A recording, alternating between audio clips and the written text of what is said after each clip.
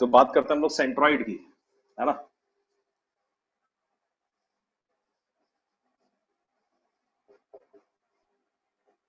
Centroid, ये formula पता है वैसे, है ना। एक बार देख लेते हैं क्या है इसमें। ये ट्राइंगल है, कोई ट्राइंगल ए बी सी, ठीक। ये वर्टेक्स x1 y1 है, बी के कोऑर्डिनेट्स x2 y2 हैं, सी के कोऑर्डिनेट्स x3 y3 हैं, ठीक है। मुझे चाहिए इसका सेंट्रॉइड। तो ट्राइंगल का जो सेंट्रॉइड मिलता है वो कहाँ मिलता है? मीडियन, है ना, मीडियंस के पॉइंट ऑफ इंटरसेक्शन पे। मीडियन का मतलब क्या हुआ? जैसे बीसी है तो बीसी, तो यहाँ इसका मिड पॉइंट क्या होगा? डी, ठीक। ए से डी को ज्वाइन करेंगे तो ये है मीडियन, है ना। बी डी इक्वल टू क्या है? सी डी, ठीक। और एक और मीडियन प्लॉट करेंगे बी से इधर, है ना। ये है ई बी ई, ये भी मीडियन है, दिस इक्वल टू दिस। तो ये जो पॉइंट होगा ना, ये पॉइंट ऑफ इंटरसेक्शन, यही क्या है? सेंट्रॉइड। इसको हम लोग सेंट्रॉइड बोलते हैं। सेंट्रॉइड किसी भी मीडियन को डिवाइड करता है इन रेशियो 2:1, है ना। ये पढ़ा होगा आप लोगों ने, 2:1 फ्रॉम वर्टेक्स टू बेस, ठीक है। जैसे इधर G divides BE internally in ratio 2:1 from vertex to base, ठीक है। तो इतना इंफॉर्मेशन मेरे पास है। डी क्या है? बीसी का मिड पॉइंट। तो ये हम लोग कोऑर्डिनेट्स ऑफ जी फाइंड कर सकते हैं। कैसे? By using section formula. तो जैसे डी के कोऑर्डिनेट्स क्या हो जाएंगे? डी क्या है? बीसी का मिड पॉइंट, है ना। तो मिड पॉइंट फॉर्मूला यूज करेंगे क्या? x2 plus x3/2 comma y2 plus y3/2, ऐसा हो जाएगा, है ना। ये क्या निकाल लिया हम लोगों ने? Coordinates of D. डी मिल गया, ए पता है, रेशियो भी पता है 2:1। फिर से हम लोग सेक्शन फॉर्मूला यूज करेंगे तो कोऑर्डिनेट्स ऑफ जी मिल जाएगा, है ना। तो अगर जी के कोऑर्डिनेट्स लिखने हैं तो क्या आ जाएगा? देखिए, coordinates of G, section formula apply करिए। क्या होता है? 2 इंटू दिस, 2 को इधर मल्टीप्लाई करेंगे, 1 को इधर x1 में मल्टीप्लाई करेंगे, तो 2 इंटू ये, तो 2 कैंसिल हो जाएगा, 1 इंटू x1, तो क्या हो जाएगा? x1 plus x2 plus x3 upon कितना आ जाएगा? 2 प्लस 1 कितना? 3। ऐसे इधर y कोऑर्डिनेट भी ऐसे ही आएगा, y1 plus y2 plus y3/3, है ना। तो ये सेंट्रॉइड हो गया, ये आपको याद रखना है, ठीक है। ट्राइंगल के वर्ड्स मुझे पता है तीनों, तो फिर सेंट्रॉइड ऐसे हम लोग लिख सकते हैं, ठीक है।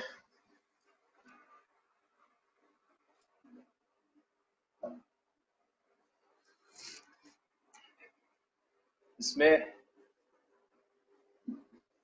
जैसे अगर एक और ये मीडियंस के जो फुट हो गए, है ना। जैसे ये थर्ड मीडियन अगर हम लोग प्लॉट करेंगे तो ये ऐसे जाएगा, ये हो गया एफ। तो यहाँ पे अगर एक और ट्राइंगल बनेगा, जैसे triangle D E F, triangle D E F, ये ट्राइंगल बनेगा ना। तो इस ट्राइंगल डी ई एफ का सेंट्रॉइड भी क्या होगा? जी। मतलब डी ई एफ क्या है? मिड पॉइंट्स, है ना। मिड पॉइंट्स हैं, तो इनको जब ज्वाइन करेंगे तो जो ट्राइंगल फॉर्म होगा उसका सेंट्रॉइड भी जी होगा, और एबीसी का सेंट्रॉइड भी जी है, ठीक है। तो ये चीज हम लोग ले सकते हैं कि यहाँ पे सेंट्रॉइड नोट में कि सेंट्रॉइड ऑफ ट्राइंगल DEF क्या होगा? Is also centroid of triangle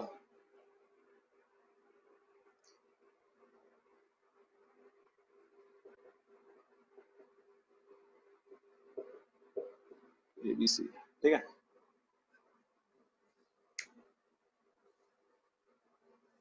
तो इन दोनों के सेंट्रॉइड क्या होंगे? सेम, ठीक है।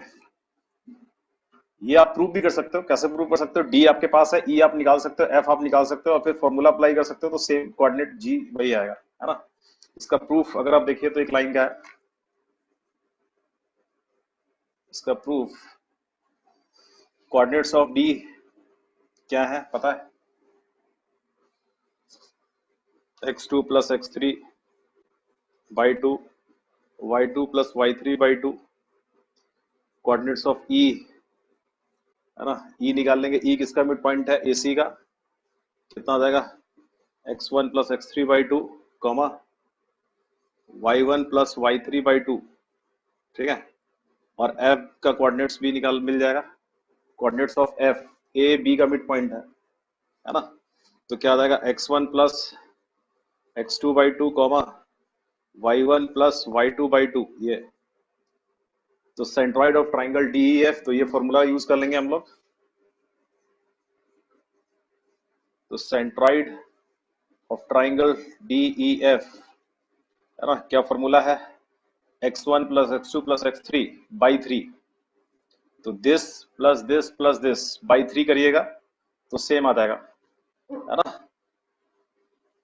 x1 plus x2 plus x3 by 3, यही चीज आ जाएगी।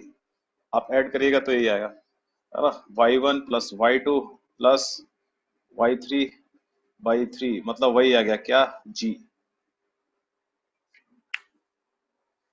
तो ये किसी भी ट्राइंगल के लिए प्रॉपर्टी ट्रू है ना। अगर साइड्स के मिड पॉइंट को आप ज्वाइन करिएगा तो जो सेंट्रॉइड आएगा वो ABC के सेंट्रॉइड के साथ ओवरलैप करेगा, ठीक है।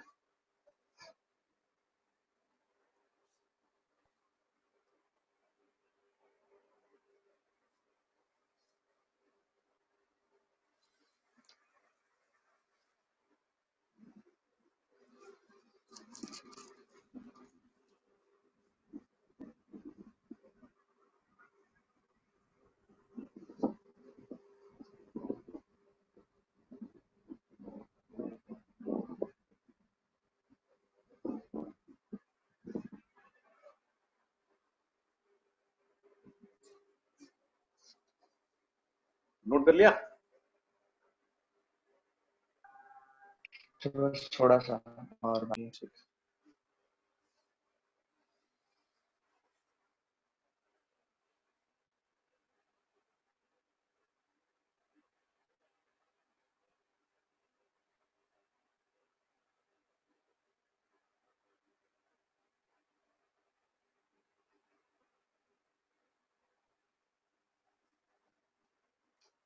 हो गया सर।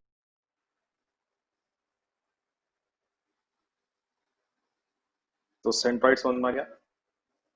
सेंट्रॉइड जो होता है वो ऑलवेज ट्राइंगल के इनसाइड लाई करेगा, चाहे ट्राइंगल ऑब्ट्यूस एंगल ट्राइंगल हो या एक्यूट एंगल ट्राइंगल हो। सेंट्रॉइड ऑलवेज कहां लाई करेगा, इनसाइड द ट्राइंगल, ट्राइंगल के बाहर कभी नहीं आएगा सेंट्रॉइड, ठीक है। चाहे एक्यूट एंगल ट्राइंगल हो या ऑब्ट्यूस एंगल ट्राइंगल हो, सेंट्रॉइड ऑलवेज कहां मिलेगा, इनसाइड द ट्राइंगल, ठीक है।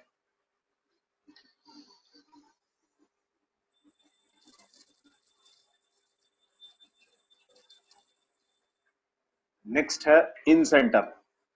इन सेंटर को देखते हैं।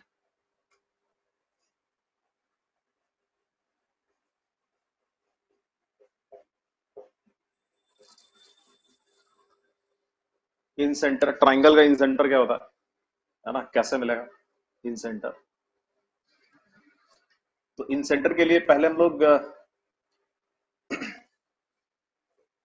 एंगल बाई सेक्टर की बात करते हैं, ठीक है। एंगल बाई सेक्टर क्या होता है,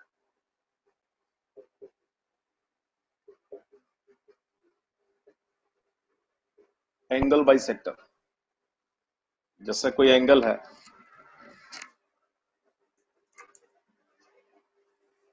जैसे ये मान लिया ये कोई एंगल है, ठीक है।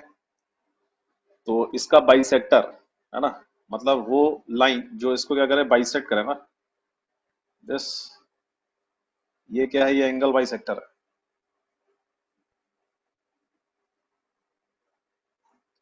ठीक है।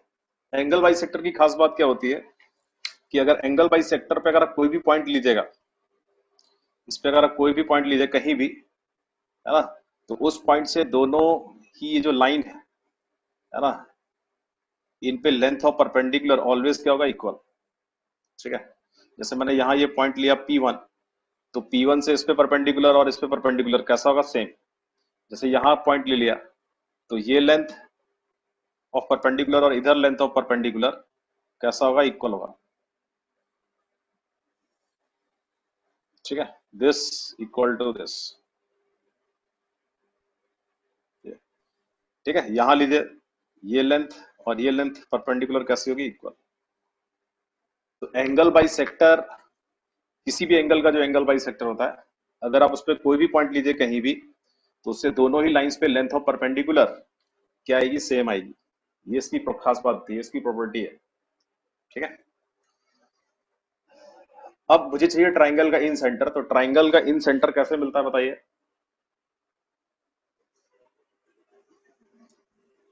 इन सेंटर मिलता है सर जो, एंगल बाइसेक्टर वाला। हाँ, एंगल बाइसेक्टर्स का जो पॉइंट ऑफ इंटरसेक्शन होता है, इंटरनल एंगल बाइसेक्टर्स का पॉइंट ऑफ इंटरसेक्शन, वहां से क्या मिलता है हम लोग को, इन सेंटर मिलता है। तो जैसे ट्राइंगल बना रहा है,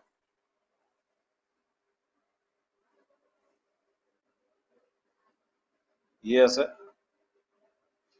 ट्राइंगल ए बी सी, ये ठीक है। तो ट्राइंगल एबीसी है, तो इसमें इंटरनल एंगल बाइसेक्टर ऑफ ए अगर हम लोग देखें, इंटरनल एंगल बाइसेक्टर तो ये है इधर, इसका बाइसेक्टर कुछ ऐसा आएगा इधर, है ना, मतलब this angle equal to this angle, ये पॉइंट हो गया डी। ठीक, तो इंटरनल एंगल बाइसेक्टर की पहली प्रॉपर्टी ये है, क्लास 10th में एक थ्योरम भी आप लोगों ने पढ़ा होगा, कि जो इंटरनल एंगल बाइसेक्टर है वो सामने वाली साइड को, जैसे बीसी को डिवाइड करेगा इन रेशियो, क्या बताइए, BD by DC equals to क्या होगा इधर, ये internal AB angle by AC. Bisector of angle A है। Sir AB AB by by AC. AC। हाँ, D divides BC in ratio A B by A C ना। ठीक है, तो B D by D C equals to क्या होगा यहाँ पे, ए बी अपॉन ए सी। ये एक इंपॉर्टेंट प्रॉपर्टी है एंगल बाई सेक्टर का, इसको याद रखिएगा। हाँ, तो ए डी क्या है, internal angle bisector of angle A, और D divides B C in ratio A B is to A C. अगर जैसे मान लिया इसकी लेंथ 3 है, इसकी लेंथ 2 है, तो यहाँ रेशियो क्या होगा, 3:2। डी बी सी को 3:2 में डिवाइड करेगा इंटरनली। ठीक है,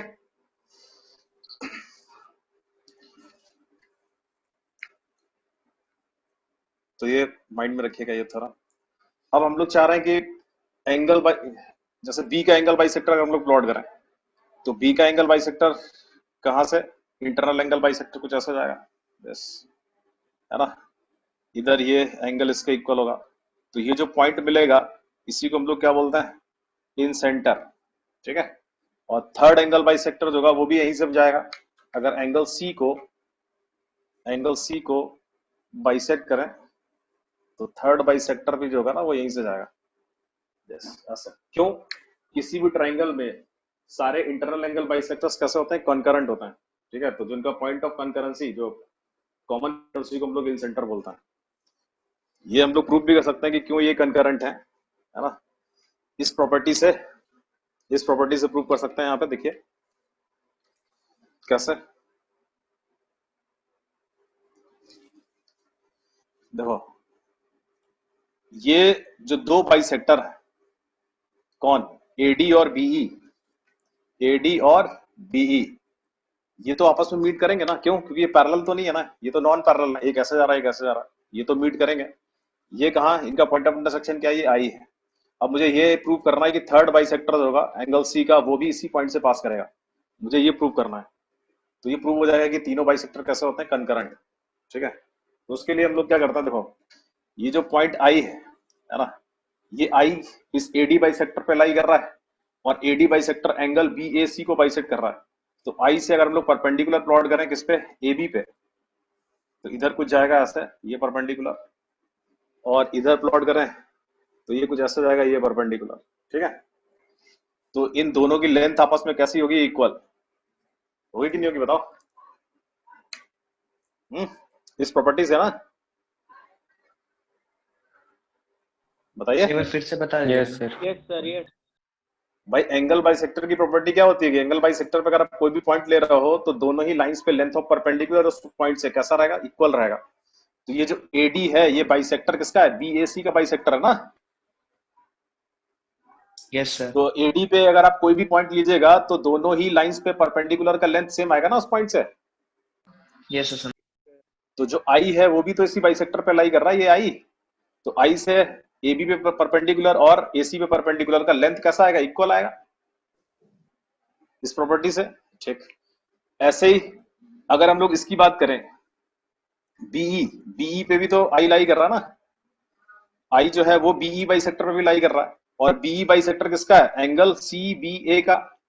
तो अगर हम लोग आई से क्या करें, एक परपेंडिकुलर बीसी पे भी प्लॉट कर दें ऐसा इधर, है ना, और इस पे परपेंडिकुलर तो ये है ना, तो इन दोनों का लेंथ भी कैसा आएगा, इक्वल, है ना, this length equal to this length, ये परपेंडिकुलर इक्वल्स टू ये परपेंडिकुलर का लेंथ। तो अब क्या मिला आपको कि ये तीनों ही लेंथ आपस में कैसी है, इक्वल, समझ आ गया, ये लेंथ और ये लेंथ, ये तीनों कैसे होगा, इक्वल होगा ना। तो अब आप जी को प्लॉट करिएगा angle bisector of angle C, तो वो कहां से पास करेगा, आई से ही पास करेगा ना, क्यों, क्योंकि आई वो पॉइंट है एसी पे लेंथ ऑफ परपेंडिकुलर और बीसी पे लेंथ ऑफ परपेंडिकुलर क्या है, सेम। तो इसका मतलब आई कहां से, आई किस पे बाई, कौन से बाई सेक्टर पे लाई करेगा, इसके बाई सेक्टर पे भी लाई करेगा, क्योंकि भाई इसकी प्रॉपर्टी भी तो वही है ना कि यहां से और यहां से लेंथ ऑफ परपेंडिकुलर ऑलवेज क्या रहना चाहिए, सेम। तो जितने पॉइंट्स ऐसे होंगे वो सारे इस बाई सेक्टर पे लाई कर रहे होंगे, तो आई भी वही है, आई से ये लेंथ और ये लेंथ भी कैसी है, सेम है। तो इसका मतलब आई इसके बाई सेक्टर पे भी लाई करेगा, एंगल सी के बाई सेक्टर पे भी लाई करेगा, समझ गया। इससे क्या प्रूव हुआ कि किसी भी ट्राइंगल में जो इंटरनल एंगल बाइसेक्टर्स होते हैं वो ऑलवेज कैसे होते हैं, कॉन्करेंट, ठीक है, और उनका जो पॉइंट ऑफ इंटरसेक्शन होता है ना, उसको हम लोग क्या बोलते हैं, इन सेंटर। तो यहाँ पे आई क्या है, इन सेंटर है, ठीक, देख लीजिए उसको जरा।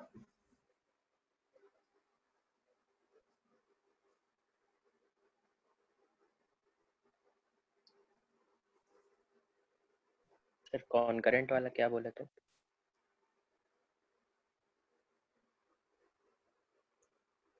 किसी भी ट्राइंगल में, ट्राइंगल के जो इंटरनल एंगल बाइसेक्टर्स होते हैं वो कॉन्करेंट होते हैं। कॉन्करेंट मतलब एक कॉमन पॉइंट से पास करते हैं, और जो कॉमन पॉइंट है ना उसी को हम लोग इन सेंटर बोलते हैं, ठीक है, ये कह रहा हूं।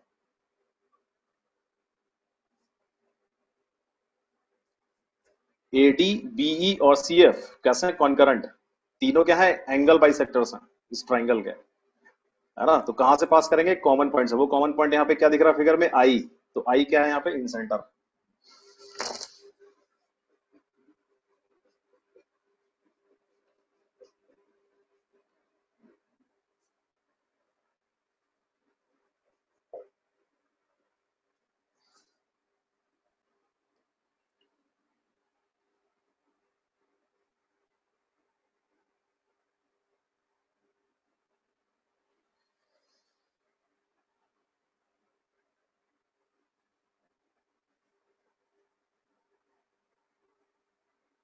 लिख लो चाहो तो उस पर, इन any triangle, in any triangle ABC, all the three internal angle bisectors, all the three internal angle bisectors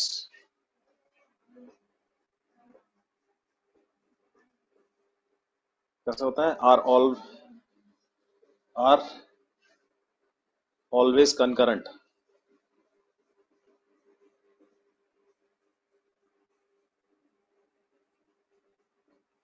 concurrent, concurrent का मतलब होता है कॉमन पॉइंट से पास करना है ऐसा, ठीक है, आर ऑलवेज कॉन्करेंट, ठीक है, and there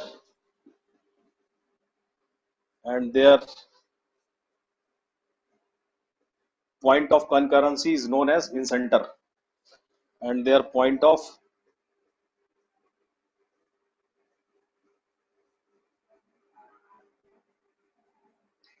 concurrency is known as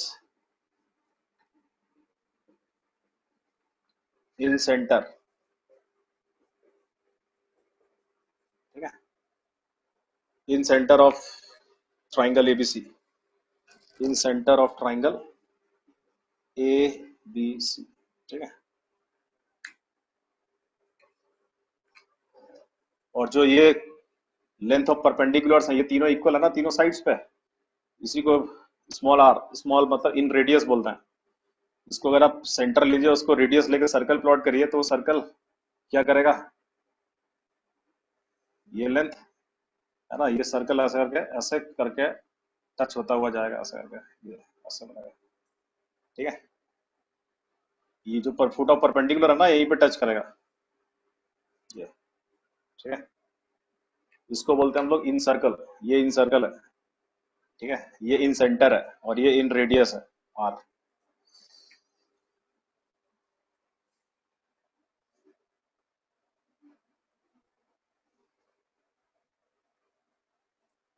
तो आई को अगर सेंटर लें और जितने भी फुट ऑफ परपेंडिकुलर है उनको रेडियस ले लें, क्योंकि सब तो सेम ही है ना आर, और सर्कल प्लॉट करें तो जो सर्कल बनेगा इसको हम लोग क्या बोलेंगे, इन सर्कल बोलेंगे, ठीक।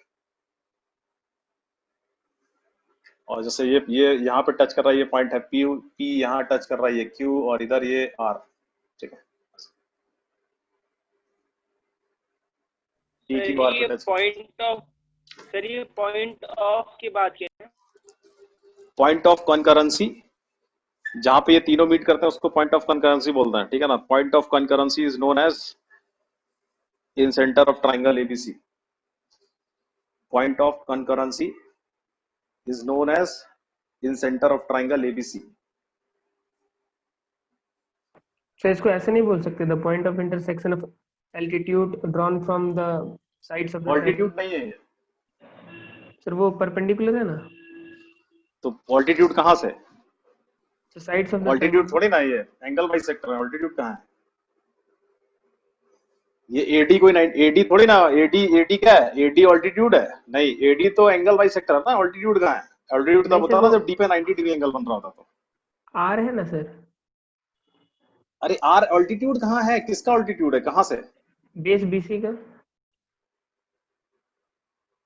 किसका, बीसी,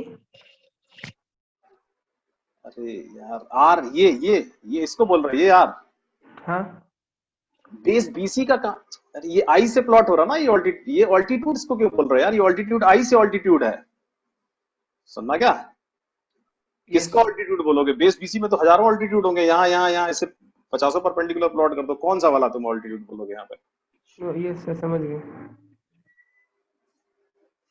एंगल बाई सेक्टर तो उसको एंगल बाई सेक्टर बोलो ना, क्यों ऑल्टीट्यूड बोल रहे हो, एडी बीई और सीएफ क्या है, एंगल बाई सेक्टर्स हैं,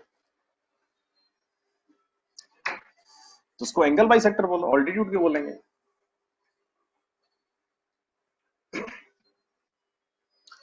अब हम लोग को निकालना उसका क्या, कोऑर्डिनेट निकालना मेनली, ठीक है, कि कोऑर्डिनेट ज्योमेट्री पढ़ा रहा ना, तो कोऑर्डिनेट ये तो समझ में आ गया कि इन सेंटर होता क्या है। अब मुझे तो इन सेंटर का फॉर्मूला देखना है कि कोऑर्डिनेट्स में कि कैसे हम लोग वो पॉइंट इवेल्युएट करेंगे, ठीक है। तो ये नोट कर लिया आप लोगों ने, इधर ये फिगर बना लिया, समझ में आ गया, यस सर। ठीक। अब कोऑर्डिनेट ज्योमेट्री वाला काम देखते हैं क्या है, ये तो प्लेन ज्योमेट्री का था कि यहाँ ऐसा है। अब कोऑर्डिनेट ज्योमेट्री के हिसाब से देखते हैं कि ये पॉइंट हम लोग कैसे इवेल्युएट करेंगे, ठीक। चलिए तो ट्राइंगल एक बनाते हैं, ट्राइंगल ABC, ये x1, y1, इधर ये x2, y2, इधर ये x3, y3, ठीक है। क्या निकालना, इन सेंटर, तो इन सेंटर कैसे मिलेगा, एंगल बाइसेक्टर्स प्लॉट करेंगे, ये दो एंगल बाइसेक्टर प्लॉट कर लिए है ना, ये हो गया D और इधर हो गया ये E, ठीक है। इनका जो पॉइंट ऑफ इंटरसेक्शन है यही है I, है ना, ये I मुझे इवेल्युएट करना है, ठीक है। बस, और लेंथ की अगर बात करें, जैसे ये एंगल A है तो उसका अपोजिट साइड लेंथ कितना है, स्मॉल a, यहां से यहां तक की लेंथ कितनी है, ये a, स्मॉल a यूनिट, ये वाली लेंथ कितनी है, स्मॉल c, AB का साइड लेंथ, और B का साइड लेंथ कितना है, स्मॉल b। बस, तो इस फॉर्मूले में क्या ना, ये साइड लेंथ की जरूरत पड़ेगी ट्रायंगल का, इसलिए हम लोग क्या ले लिए, साइड लेंथ भी ले लिए, ये small a, small b and small c। Length आप निकाल सकते हो, आपको पता है, ये पॉइंट पता है, ये पॉइंट पता है, डिस्टेंस फॉर्मूला से लेंथ आ जाएगा। तो ABC यहाँ पे क्या है, ABC यहाँ पे नोन है, पता है। चलिए सबसे पहले मुझे क्या निकालना है, मुझे I निकालने के लिए पहले D निकालना पड़ेगा, कोऑर्डिनेट्स ऑफ D। तो कोऑर्डिनेट्स ऑफ D कैसे निकालोगे, AD क्या है, angle bisector, internal angle bisector है, ठीक है। तो D divides BC in ratio, अभी लिखा था हम लोगों ने, क्या लिखोगे यहाँ पे, B D by D C equals to क्या बताओ, AB by AC. A B by A C ना, A B upon A C. A B का लेंथ कितना है, स्मॉल सी, और ए सी का लेंथ कितना है, स्मॉल बी। यस, तो B D by D C का रेशियो कितना, सी इज टू बी, तो ये सी इज टू बी इधर, ये है ना, बी पता है, सी पता है, रेशियो भी पता है, सी इज टू बी, तो डी निकाल सकते हो कि नहीं। तो कोऑर्डिनेट्स ऑफ डी बताओ क्या होगा, इधर B into x two plus C into x three upon कितना, B plus C, comma y coordinate लिखो, वाई कोऑर्डिनेट क्या होगा, B into y two plus C into y three upon B plus C. ये क्या आ गया, ये D के coordinates आ गए, कोऑर्डिनेट्स ऑफ डी ये होंगे, यहां तक देख लीजिए।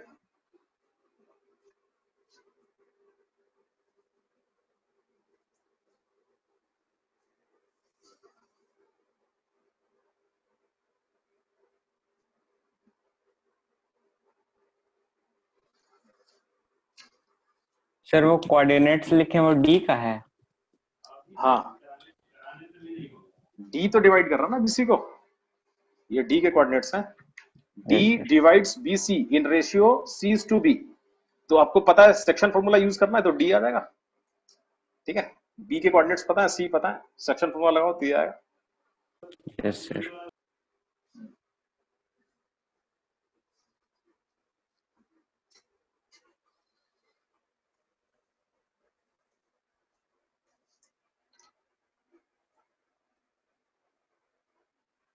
ठीक है,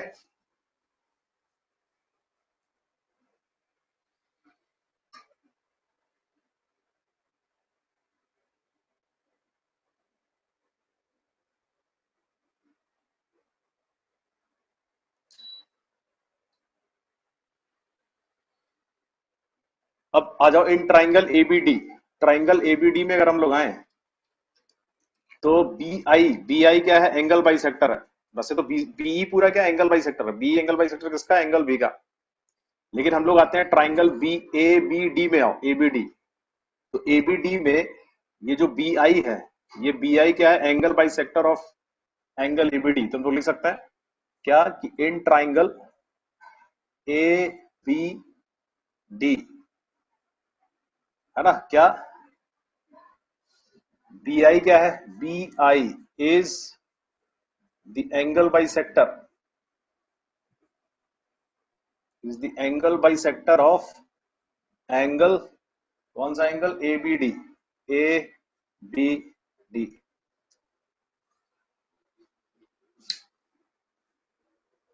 इन ट्राइंगल एबीडी बी आई क्या है, is the angle bisector of angle ABD, ठीक है। तो अब अगर ये बी आई जो है वो इस एंगल का एंगल बाइसेक्टर है, इंटरनल एंगल बाइसेक्टर है, तो फिर से I divides A D in ratio, है ना, लिख सकते हैं रेशियो हम लोग कैसे, A I upon I D, A I upon I D equals to क्या हो जाएगा, A B by B D.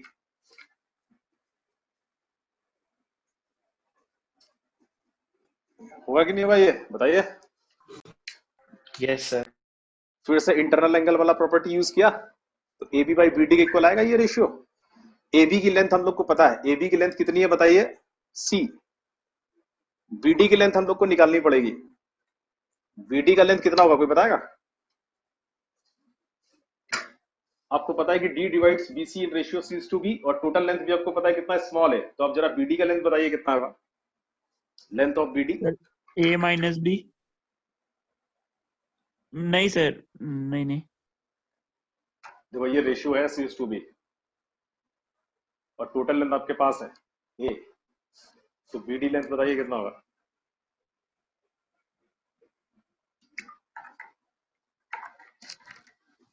Ratios का है यहाँ पे, रेशियोज को देखना पड़ेगा।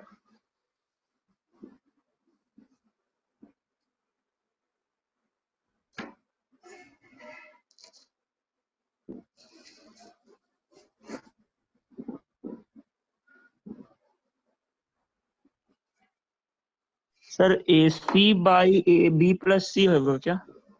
AC by AC by B plus C। देखते हैं, ऐसा ही कुछ होगा। देखो सर उस तरह से करे थे sir, CX plus BX is हाँ हाँ इक्वल्स टू बिल्कुल सर बिल्कुल A। वैसे ही, हाँ वैसे होगा। देखो BD plus DC equals to कितना है, BC ना। देखो ये रेशियो है C/B है ना, तो इसका कुछ कॉमन मल्टीपल रहा होगा, मान लिया X, तो ये कितना CX प्लस या लैम्डा ले रहा है ना, C lambda plus B lambda equals to total length कितना A है ना भाई। ये रेशियो है ना C/B, तो कुछ कॉमन मल्टीपल होगा लैम्डा, तो लैम्डा से मल्टीप्लाई करेंगे तो ये यस C लैम्डा हो जाएगा, ये B लैम्डा हो जाएगा। तो यहां से लैम्डा की वैल्यू कितनी आ जाएगी बताइए, A upon B plus C आ जाएगा। और BD कितना है, BD है C इंटू लैम्डा, ये लिया ना हम लोगों ने BD क्या लिया है, C लैम्डा, और लैम्डा की वैल्यू निकाल चुके हैं, लैम्डा वहां रख देंगे, तो BD कितना जाएगा, AC बाई, बोलिए B plus C। B plus C आ जाएगा, AC by B plus C।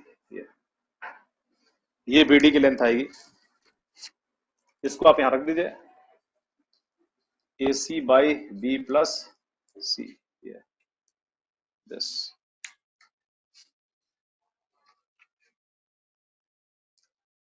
ठीक है, ये C से C हो जाएगा कैंसिल। ठीक है, यहाँ कितना होगा, C बाई 1 होगा ना, तो C से C हो जाएगा कैंसिल, तो कितना आ जाएगा B plus C by A, ये आ जाएगा रेशियो। तो AI अपॉन ID कितना आएगा, B plus C by A।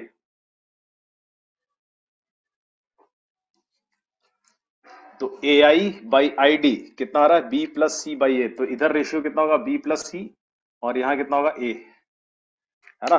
A पता है, D पता है, रेशियो भी आपको मिल चुका है B प्लस C, और यहाँ A, तो I निकाल सकते हैं आप। ठीक है, चलिए I इवैल्यूएट करके बताइए तो कितना आ रहा है।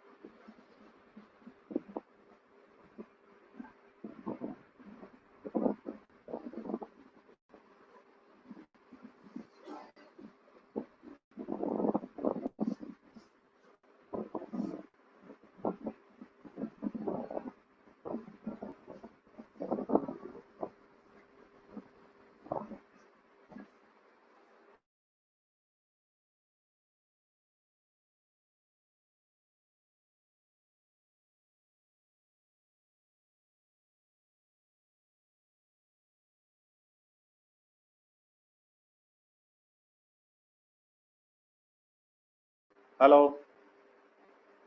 मेरी आवाज आ रही है? Yes sir. Yes sir. चलिए आई बताइए क्या आएगा, और ये फॉर्मूला आपको याद भी रखना है। तो रेशियो मिल चुका है, क्या करना है भाई, फॉर्मूला A इंटू X1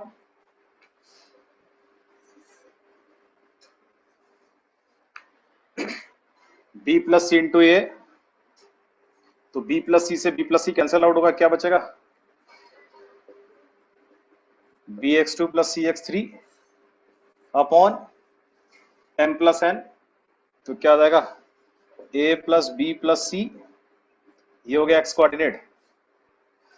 ऐसे y कोऑर्डिनेट भी आएगा a इंटू y1, इधर सेक्शन फॉर्मूला यूज करना है, प्लस इधर से b प्लस सी इंटू ए, b प्लस सी को इधर मल्टीप्लाई करेंगे तो b प्लस सी से b प्लस सी कैंसिल होगा, क्या बचेगा by2 plus cy3, by2 plus cy3 upon, upon में क्या आएगा दिस प्लस दिस, ठीक है, मतलब a plus b plus C, a plus b plus C. ये हो गया इन सेंटर का फॉर्मूला, और इसको याद रखना बहुत आसान है, ठीक है, आप नोट कर लीजिए, फिर कैसे याद रखते हैं ये बताते हैं।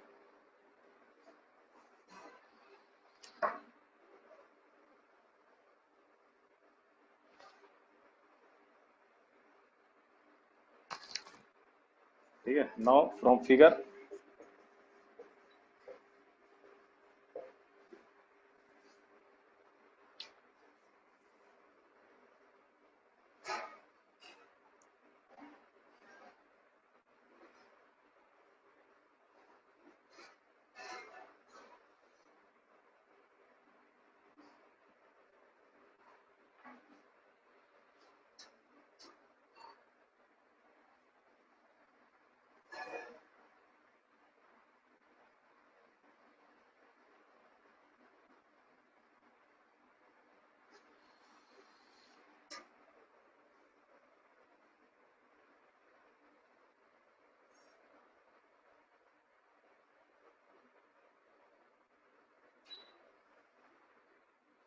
नोट किया? यस सर, हो गया।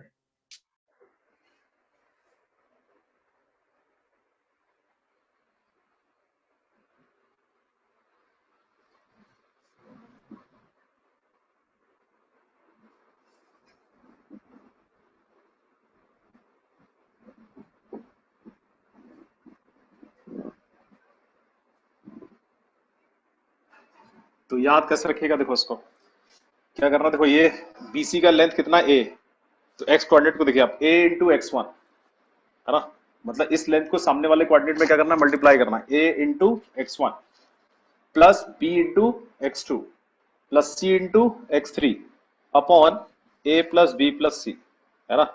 ऐसे आपको सिमिलरली क्या लिखना है, y coordinate a into y1 plus b into y2 plus c into y3 upon a plus b plus c, ठीक है। ये फॉर्मूला ऑलवेज वैलिड है, चाहे ट्राइंगल कैसा भी हो, है ना, एक्यूट हो ऑब्ट्यूस हो, कुछ भी हो, ये ट्राइंगल ऑलवेज वैलिड होगा। और इन सेंटर भी जो होता है ये भी ऑलवेज इनसाइड ट्राइंगल रहता है, ठीक है, चाहे ट्राइंगल का नेचर कैसा भी हो। सर हाँ, ए बी और सी तो साइड है ना, ए बी और A B, small A B और सी साइड ये है साइड ना। लेंथ है, साइड लेंथ, हाँ। हाँ वही, यस सर। ABC क्या है, साइड लेंथ, जैसे मान लीजिए 3 यूनिट है, ये 4 यूनिट है, ये 5 यूनिट है, ऐसा कुछ, ठीक है, तो ये साइड लेंथ है। यस तो सर। इस फॉर्मूले में साइड लेंथ का पता होना जरूरी है।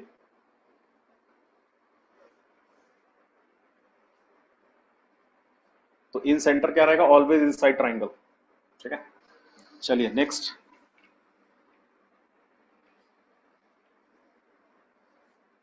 नेक्स्ट लिखो सरकम सेंटर।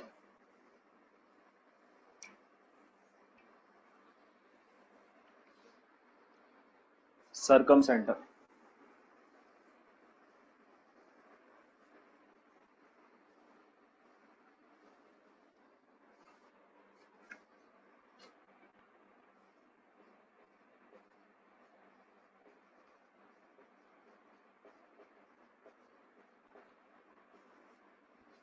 सरकम सेंटर क्या होगा, है ना, परसों एक क्वेश्चन बनाया भी था हम लोगों ने सरकम सेंटर पे। ABC ये कोई ट्राइंगल है ना, सरकम सेंटर कैसे मिलता है, परपेंडिकुलर बाइसेक्टर से, है ना। जैसे परपेंडिकुलर बाइसेक्टर का क्या मतलब होता है, जैसे ये AB है, ये कोई लाइन सेगमेंट है ऐसा, तो इसका परपेंडिकुलर बाइसेक्टर मतलब वो लाइन जो इसको क्या करे, इसको हाफ कर दे ए बी को, और क्या रहे इस पे परपेंडिकुलर, ठीक है। तो इसको हम लोग क्या बोल रहे हैं, perpendicular bisector of A B है ये। तो परपेंडिकुलर बाइसेक्टर की खास बात क्या होती है कि अगर आप इस पे कोई भी पॉइंट लीजिएगा ये, तो वो दोनों ही एंड पॉइंट से क्या रहता है बताइए, सेम डिस्टेंस पे रहेगा, दिस इक्वल टू दिस। जैसे अगर ये P है तो PA इक्वल टू क्या रहेगा, PB। ऐसे अगर आप मान लिया यहाँ पॉइंट लीजिएगा तो this length equal to this length, समझना क्या। तो AB लाइन सेगमेंट का ये क्या है, परपेंडिकुलर बाइसेक्टर, और परपेंडिकुलर बाइसेक्टर पे अगर आप कोई भी पॉइंट लीजिएगा तो उसकी इन दोनों ही एंड पॉइंट से डिस्टेंस ऑलवेज क्या रहेगी, सेम रहेगी, ठीक है।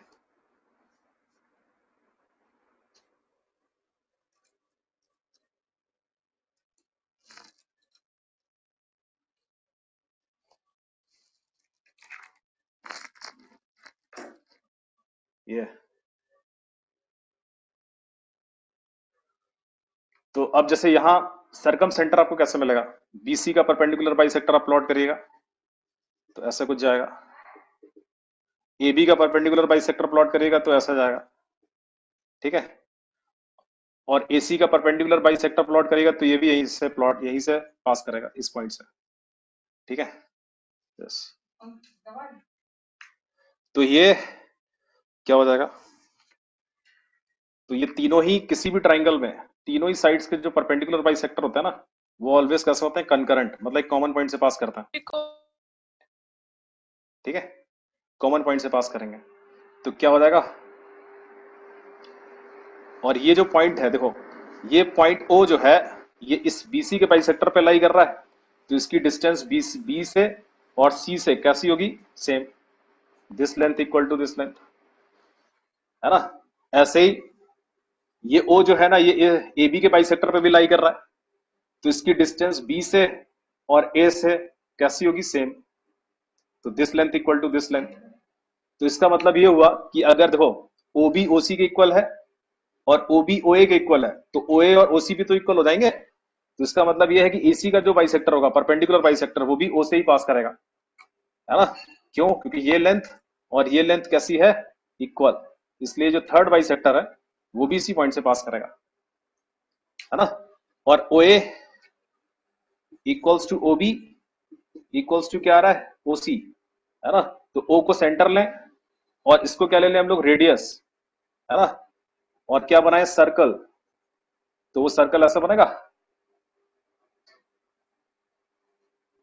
तो ये क्या हो जाएगा, ये होगा सरकम सर्कल, इसको बोलते हैं हम लोग क्या, सरकम सर्कल, ठीक है।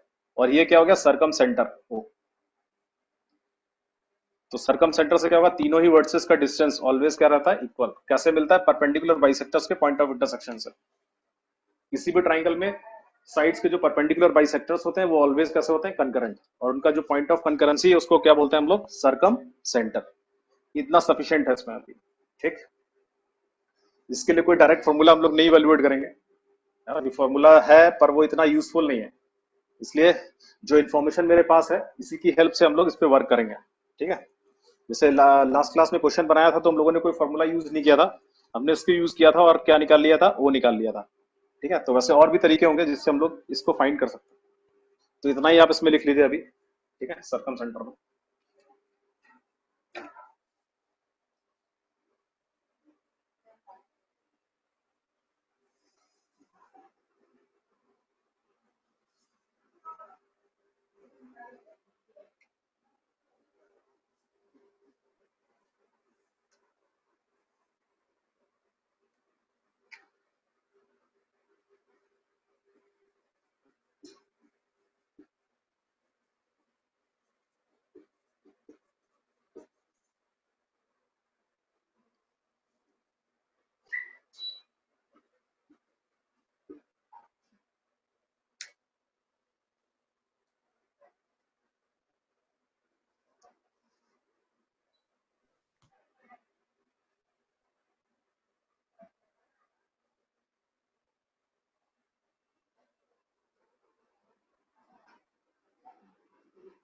इतना समझ में आ गया, यस सर। ठीक है। तो ये परपेंडिकुलर बाइसेक्टर ऑफ बीसी है, ये जरूरी नहीं है इसे पास करे, ठीक है। ऐसा बहुत लोग करते हैं कि इसको ए में ले जाते हैं, ऐसे ए में थोड़ी ना जाएगा, ये तो डिपेंड करेगा ना ट्रायंगल कैसा है।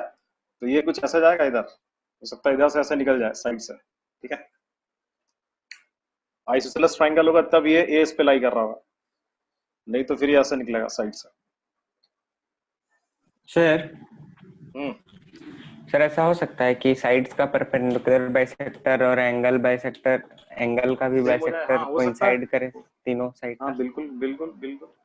तो उसमें सर्कल अंदर बनेगा कि बाहर बनेगा? नहीं, इसमें जैसे इक्विलेटरल ट्रायंगल है ना, तो इक्विलेटरल ट्रायंगल में सब एक ही हो जाएगा, इन सेंटर भी वही होगा, है ना, और सरकम सेंटर भी वही होगा इक्विलेटरल ट्रायंगल में, यस सर। ठीक है। इक्विलेटरल ट्रायंगल में इन सेंटर सरकम सेंटर एक ही जगह आ जाएंगे, सेंट्रॉइड भी वही आ जाएगा, ठीक है। अभी बताएंगे आपको। सरकम सेंटर का क्या है कि सरकम सेंटर इनसाइड ट्रायंगल भी हो सकता है, आउटसाइड ट्रायंगल भी हो सकता है ना। सर्कल की बाउंड्री इस ट्रायंगल की बाउंड्री में भी हो सकता है, समझना क्या। तो सरकम सेंटर Yes, क्या हो sir. सकता है, इनसाइड आउटसाइड कहीं भी हो सकता है ये, ठीक, या ऑन द ट्रायंगल भी हो सकता है ये, ठीक है।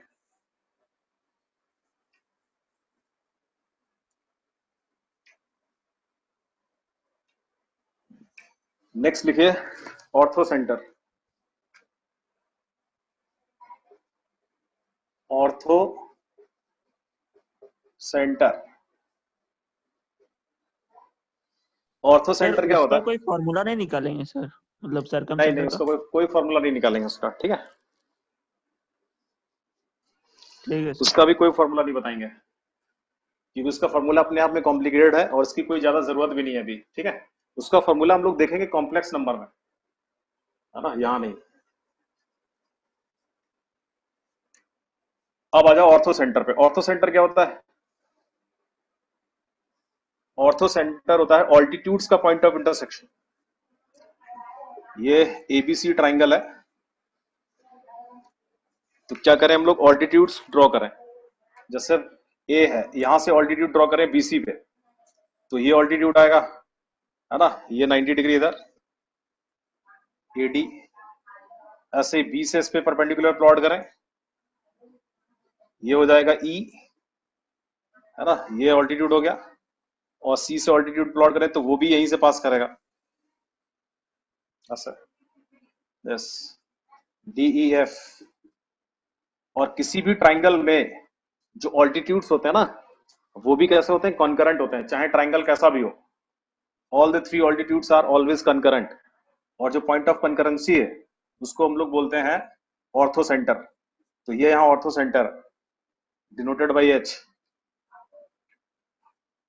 तो in any triangle all the three altitudes are कैसे होता है, concurrent, and their point of concurrency is known as ortho center। इसके लिए भी हम कोई फॉर्मूला नहीं देखेंगे, है ना। ये इवेल्युएट करना होगा तो लाइंस की हेल्प से हम लोग इसको इवेल्युएट करेंगे, ठीक है। तो ये फिगर आप प्लॉट कर लीजिए, लिख लीजिए। इन any triangle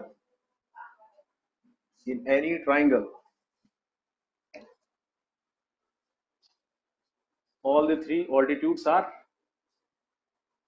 concurrent and their point of concurrency is known as ortho center।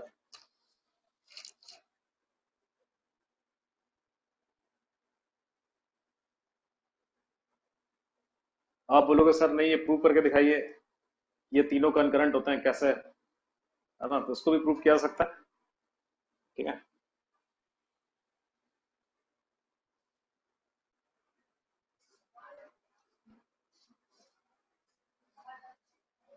ये फिगर आप बना लीजिए, फिर यही प्रूव कर देंगे इसको, है ना।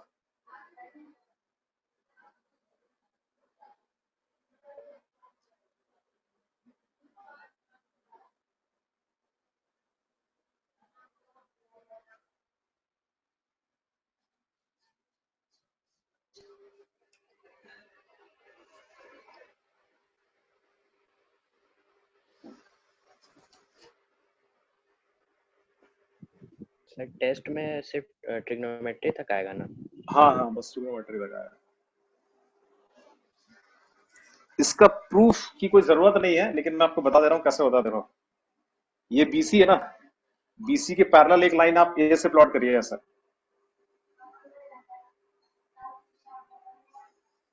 ऐसे, मतलब ये और ये कैसे है, पैरेलल, ठीक है। बस ऐसे ही B से एक लाइन प्लॉट करिए पैरेलल टू AC, है ना, AC के पैरेलल, ऐसा, इधर ये पैरेलल है। और C से एक लाइन प्लॉट करिए पैरेलल टू AB,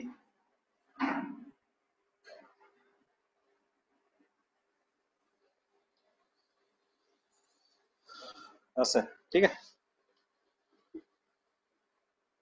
तो ये भी एक ट्राइंगल बन रहा है, A डैश, इसको ले लिया B डैश, और ये पॉइंट हो गया C डैश, डैश,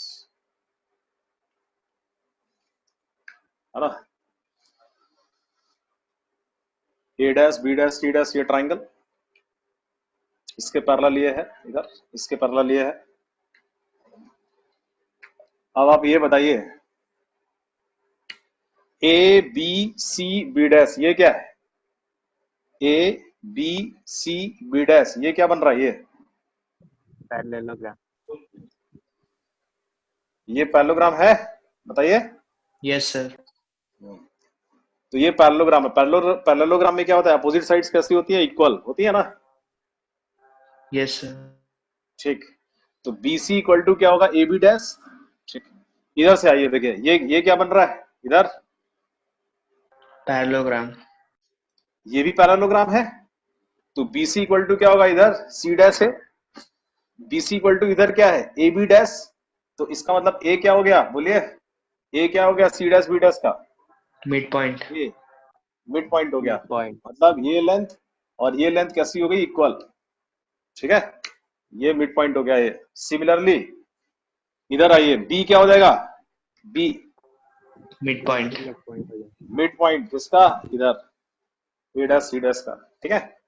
और इधर C मिड पॉइंट हो जाएगा इसका, ठीक है ऐसा। अच्छा, अब इधर आइए, देखिए इस बड़े वाले ट्राइंगल पे फोकस करना है, ठीक है। इस बड़े वाले ट्राइंगल के लिए मैं क्या कर रहा हूं, इस बड़े वाले ट्राइंगल के लिए देखिए, ये AD, यहां एंगल 90 है और ये इसके पैरेलल है, तो ये वाला एंगल भी 90 होगा कि नहीं होगा, बताइए। ये BC और ये दोनों पैरेलल है ना, यस सर। ये Yes, लाइन sir. और ये लाइन पैरेलल है ना, तो ये 90 है तो ये Yes, भी 90 sir. होगा, ठीक। सिमिलरली इधर ये एंगल भी 90 होगा, इधर ये एंगल भी पूरा 90 होगा ना। यस सर, टेंजेंट वाला सर होगा शायद। हाँ, अब आप बताइए, इधर देखिए, ये जो AD है, ये AD इस B डैश C डैश के लिए क्या है, परपेंडिकुलर बाइसेक्टर है या नहीं है। Yes sir. AD है, AD B dash C dash के लिए क्या है, परपेंडिकुलर बाइसेक्टर।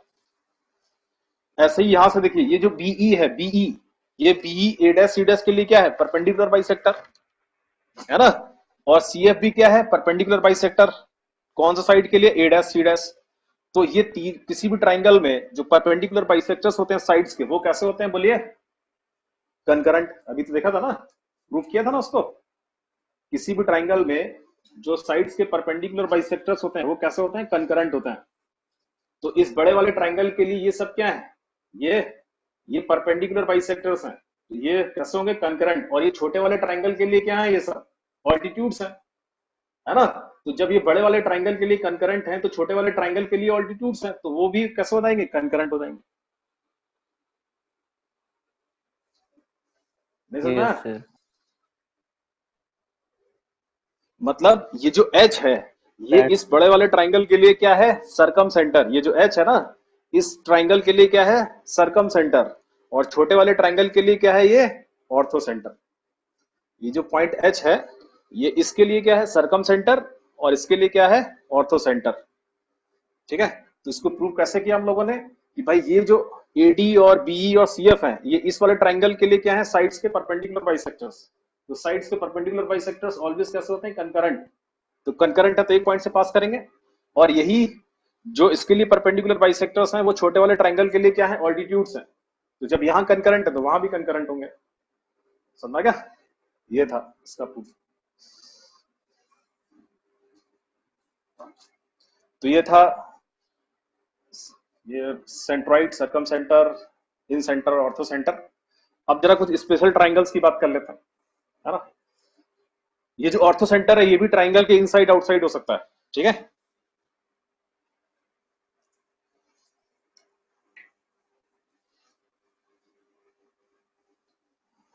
तो स्पेशल ट्राइंगल्स में सबसे पहले बात करते हैं हम लोग राइट एंगल ट्राइंगल की।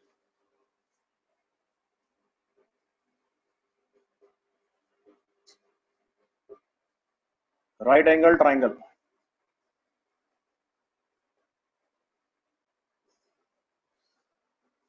राइट एंगल ट्राइंगल में क्या खास बात होगी? ये राइट एंगल ट्राइंगल है, राइट एंगल कहाँ है? इस पॉइंट पे, यस, ए बी सी अगर ले लें इसका,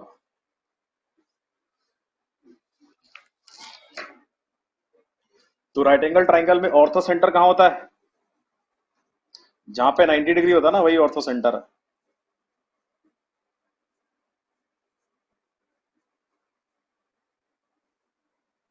अगर कोई ट्राइंगल राइट एंगल्ड है तो जहां पे 90 डिग्री एंगल फॉर्म हो रहा है ना, वही पॉइंट क्या होगा? उसका ऑर्थो सेंटर होगा। रीजन सिंपल है भाई, ए से ऑल्टीट्यूड आप बीसी पे प्लॉट करिएगा यही आएगा, और सी से ऑल्टीट्यूड ए बी पे प्लॉट करिएगा तो यही आएगा, है ना। और तीसरा ऑल्टीट्यूड भी यहीं से जाएगा, तो यही वाला पॉइंट क्या होगा? Ortho centre. Ortho centre of triangle ABC कौन? ये डी। इसका सर्कम सेंटर कहां लाई करेगा इस ट्राइंगल का? बोलिए।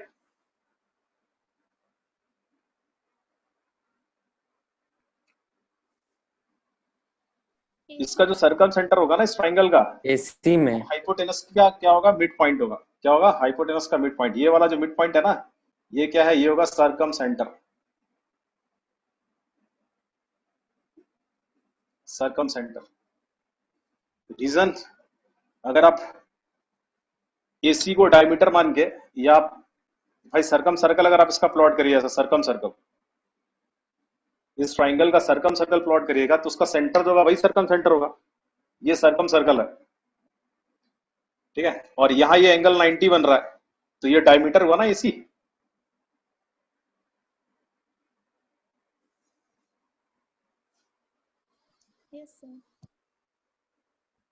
Yes, sir. ये एसी डायमीटर हुआ ना, ये एंगल 90 डिग्री प्लॉट हो रहा है, तो एसी क्या हो जाएगा? Diameter of this circle. तो इस डायमीटर का जो मिड पॉइंट होगा वही क्या होगा? Circum centre of this triangle.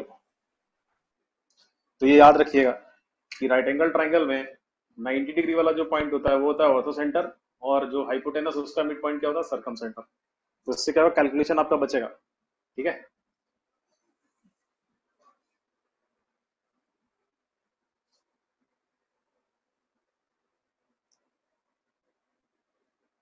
और जैसे ट्राइंगल कैसा हो, देखिए जरूरी देखिए नहीं है एक्यूट ना क्या हुआ?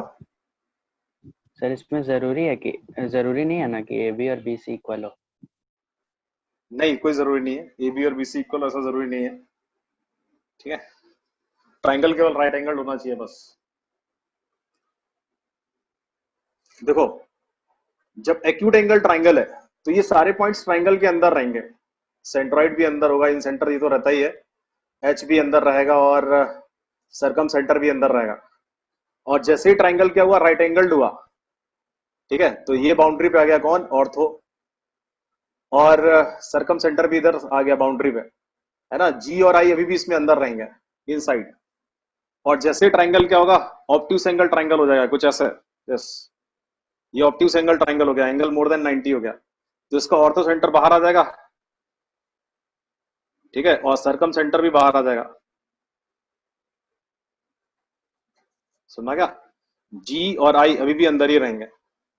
सुनना क्या?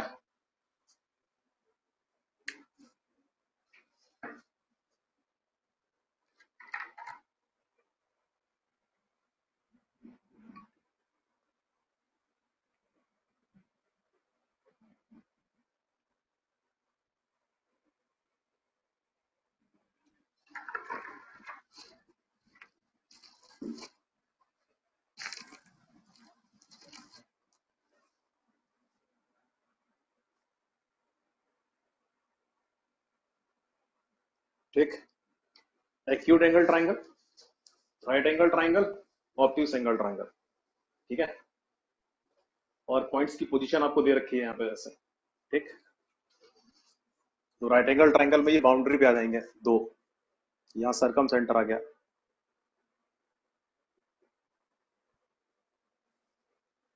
मिड पॉइंट पे। और जैसे ही ट्रायंगल कैसा हो जाएगा ऑब्ट्यूज, तो ये दोनों पॉइंट बाहर हो जाएंगे, ठीक है। जी और आई अभी भी अंदर ही लाई करेंगे।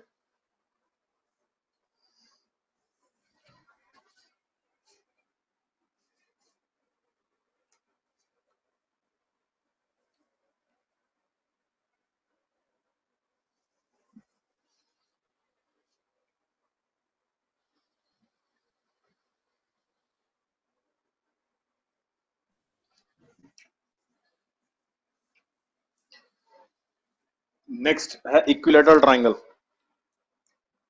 इक्विलेटरल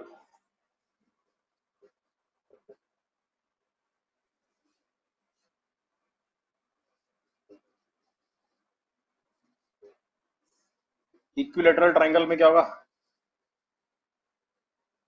इक्विलेटरल ट्रायंगल में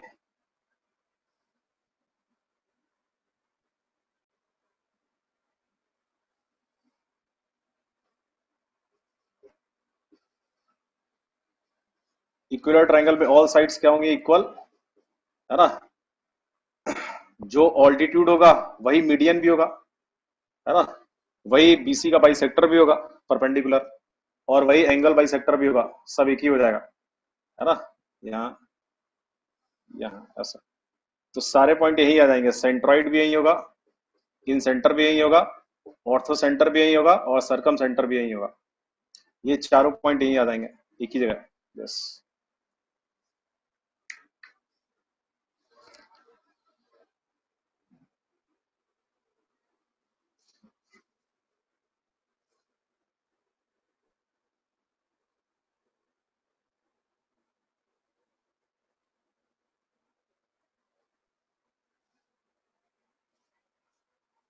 सर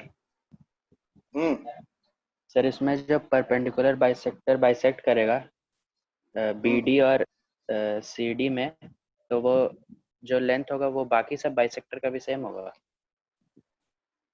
कौन सा? ये लेंथ यहाँ से यहाँ तक? ये नो सर, कौन सा लेंथ? बीडी और सीडी। बीडी और सीडी, हाँ ये इक्वल होगा। This length equal to this, इधर ये this length equal to this, ये सब इक्वल होगा आपस में। Yes sir. ठीक है, साइड लेंथ इक्वल है ना सब, तो जितना ये आएंगे सब इक्वल होंगे। जितने छोटे छोटे ट्रायंगल बनेंगे सबका एरिया भी इक्वल होगा, ठीक है। Area of this triangle equal to this triangle equal to this equal to this equal to this, सब ट्रायंगल का एरिया भी सेम होगा, ठीक है। जितना छोटा ट्रायंगल बना ना सबका एरिया सेम होगा। हाँ सर बोल रहे 3D ज्योमेट्री की तरह आगे पढ़ेंगे इसमें कि हाँ, सर 3D ज्योमेट्री जो रहता है सर इसी में पढ़ेंगे आगे? थोड़ा तेज बोलो, आवाज नहीं आ रही है। सर 3D ज्योमेट्री इसी में पढ़ेंगे सर? क्या 3D? हाँ सर 3D ज्योमेट्री इसी में पढ़ेंगे? नहीं नहीं, इसमें नहीं पढ़ेंगे 3D ज्योमेट्री, अभी थोड़ी ना आएगा, ये तो 2D चलेगा अभी। अच्छा सर ठीक है, नहीं हम कंफ्यूज हो गए थे सर कि आगे वो पैकेज में था। वो लास्ट में है। 3D ज्योमेट्री 11th में जो है ना आपके स्कूल में थोड़ा सा है, और एग्जाम के हिसाब से हम लोग इसको पढ़ेंगे। जब आप 12 में आइएगा ना तो लास्ट में पढ़ेंगे 3D को, 3D और वेक्टर, ठीक है। ठीक है सर।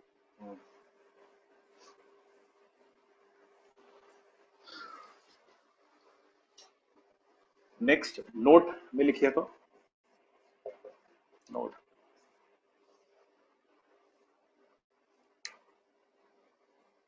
लिखो। इन any triangle, in any triangle except equilateral triangle, bracket में, in any triangle except equilateral triangle। Sir फिर से रिपीट कर देना, पॉज हो रहा है video. in any triangle except equilateral triangle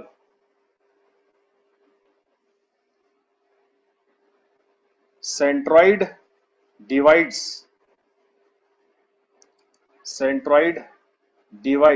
line joining, centroid divides line joining orthocenter and circumcenter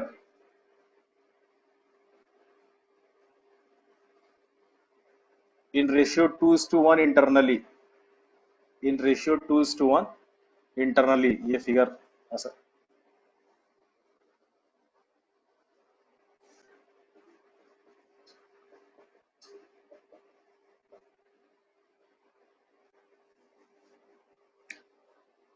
किसी भी ट्राइंगल में, है ना भाई, इक्विलेटरल में क्या होता है कि ये तीनों एक ही जगह जाते हैं, तो वहां तो 2:1 रेशियो नहीं होगा, है ना। इक्विलेटरल के अलावा अगर कोई भी ट्राइंगल है तो सेंट्रॉइड जो होता है वो ऑर्थो सेंटर और सरकम सेंटर को ज्वाइन करने वाली लाइन पे ही होता है। मतलब ये तीनों कैसे होते हैं, कोलिनियर।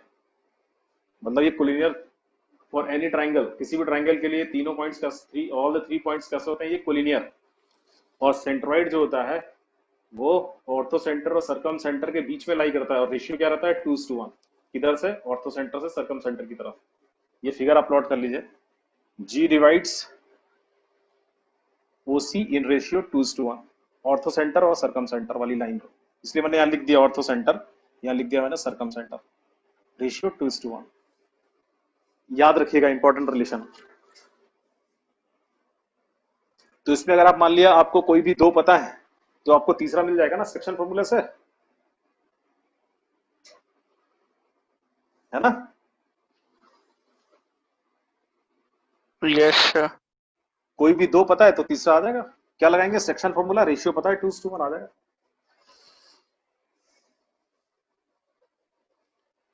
क्वेश्चंस बनाते हैं कुछ।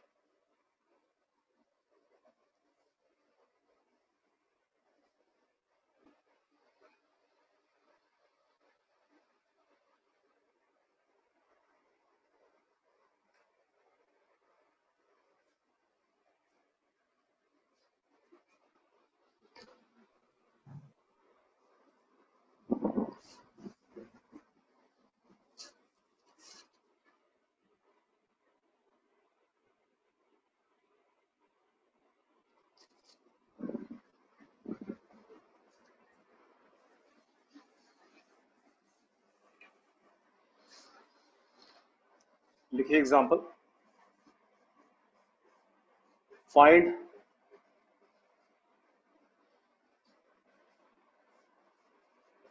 Centroid comma circumcentre comma orthocentre comma in centre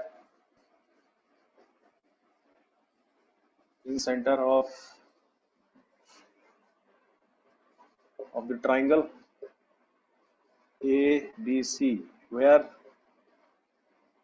A है 0,4, B है 0,0 एंड C है 3,0।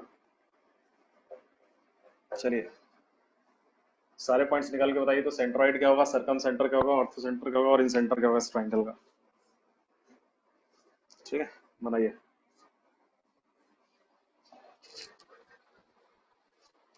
सर कोऑर्डिनेट्स क्या लिखा है एक बार बता दीजिए। A है 0,4, B है 0,0 और C है 3,0। 3,0 है C।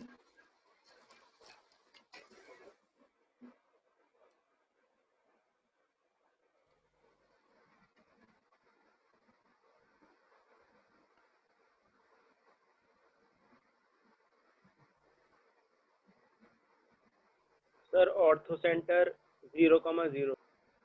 सब निकालो, चारों निकाल लो पहले। ठीक है,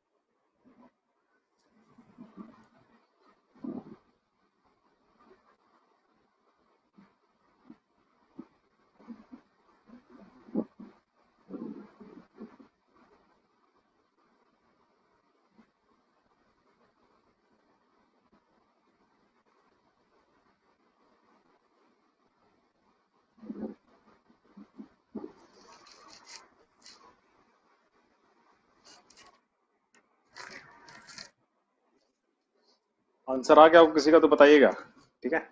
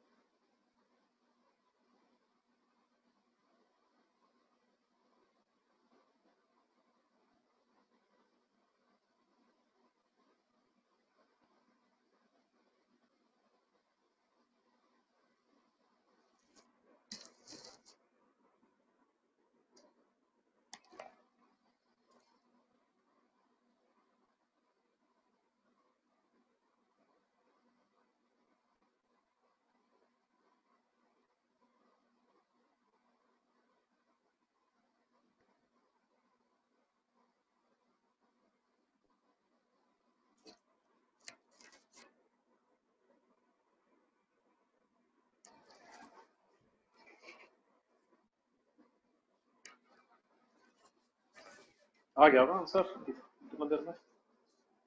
यस सर।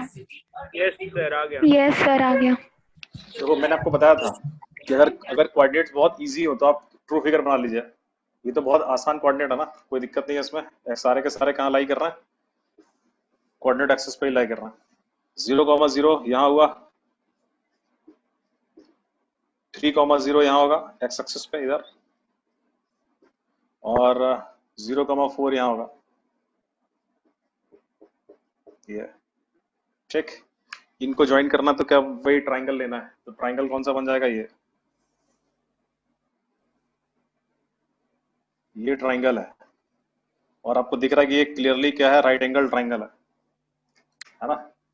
ए बी और ये हुआ सी, ठीक। तो ये फिगर से ही बन जाएगा आधा क्वेश्चन। तो 90 डिग्री यहाँ है बी पे, तो इसका ऑर्थो सेंटर क्या हो गया? 0,0, ठीक है। सरकम सेंटर भी डायरेक्ट मिल जाएगा। क्या रहा सरकम सेंटर बताइए? 3/2, इसका मिड पॉइंट एसी का है ना, 0 + 3/2 तो 3/2, 4 + 0/2 तो 2, तो 3/2, 2 सरकम सेंटर, ठीक है। सेंट्रॉइड भी इजी है निकालना, डायरेक्ट फॉर्मूला यूज करेंगे सेंट्रॉइड में। सेंट्रॉइड x1 + x2 + x3/3, तो 3/3 कितना आ जाएगा? 1, और 4/3 बचा। इन सेंटर, इन सेंटर का फॉर्मूला भी है मेरे पास। क्या लेंथ चाहिए होगा उसके लिए?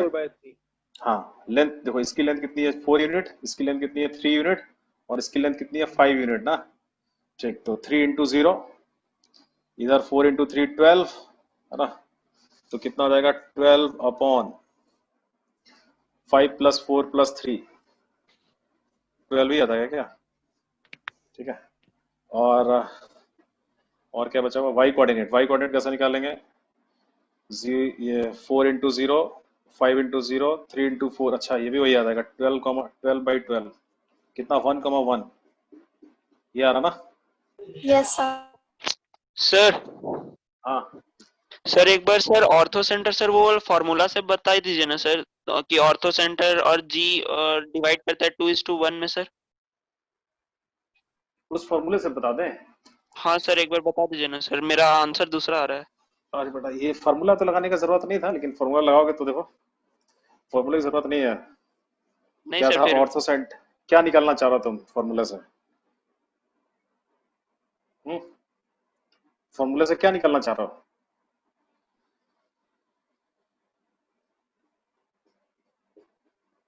बताओ क्या निकालना चाह रहे हो फार्मूले से?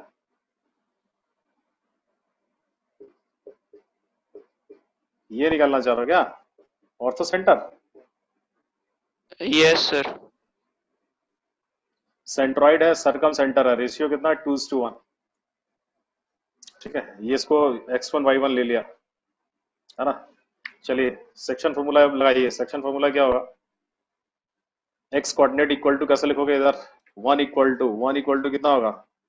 1 इक्वल्स टू यहाँ लिखिए 2 इंटू कितना 3/2, तो 3 आ जाएगा, प्लस 1 इंटू x1 आ जाएगा, अपॉन कितना 2 + 1 कितना 3 आएगा। ठीक है, y कोऑर्डिनेट कैसे लिखेगा? 4/3 इक्वल्स टू यहाँ से y निकाल लिए 2 इंटू 2 कितना 4, 1 इंटू y1 आ जाएगा, अपॉन कितना 2 + 1 3, यहाँ से x1 निकाल लीजिए, 3 से 3 कैंसिल आउट हो जाएगा, x1 कितना आएगा 0, और यहाँ से y1 निकाल लीजिए, y1 कितना आएगा 0, आ तो रहा 0,0। अच्छा हाँ सर, वो थोड़ा प्लस माइनस से सर गलती हो गया था।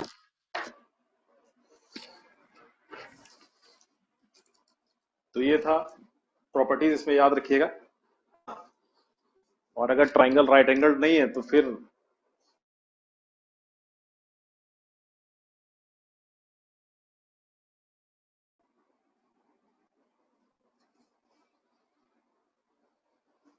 तो आगे क्वेश्चंस हम लोग देखेंगे और, है ना, इस पे।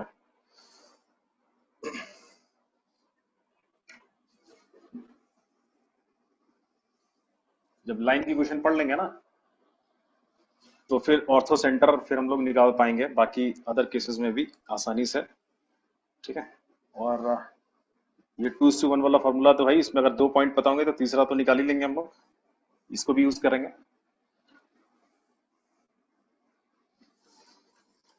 तो अब थोड़ा सा लाइन का क्वेश्चन जानना जरूरी है ना।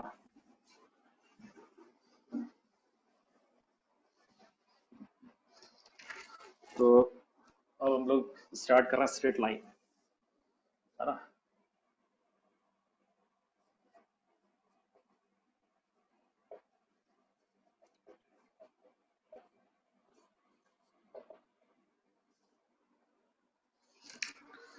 सबसे पहले लाइन में के लिए हम लोग क्या देखेंगे? जैसे कोई भी लाइन है तो उसकी इक्वेशन लिखने के लिए सबसे पहले एक टर्म होता है, जैसे क्या? स्लोप, है ना, कि स्लोप ऑफ ए लाइन क्या होगा? स्लोप, है ना। स्लोप का मतलब होता है ग्रेडियंट, ग्रेडियंट भी बोल सकता है ना। स्लोप ऑफ अ लाइन, ठीक है। इसको जरा देखते हैं, इसको ढाल, है ना, हिंदी में क्या बोलेंगे इसको? ढाल, है ना।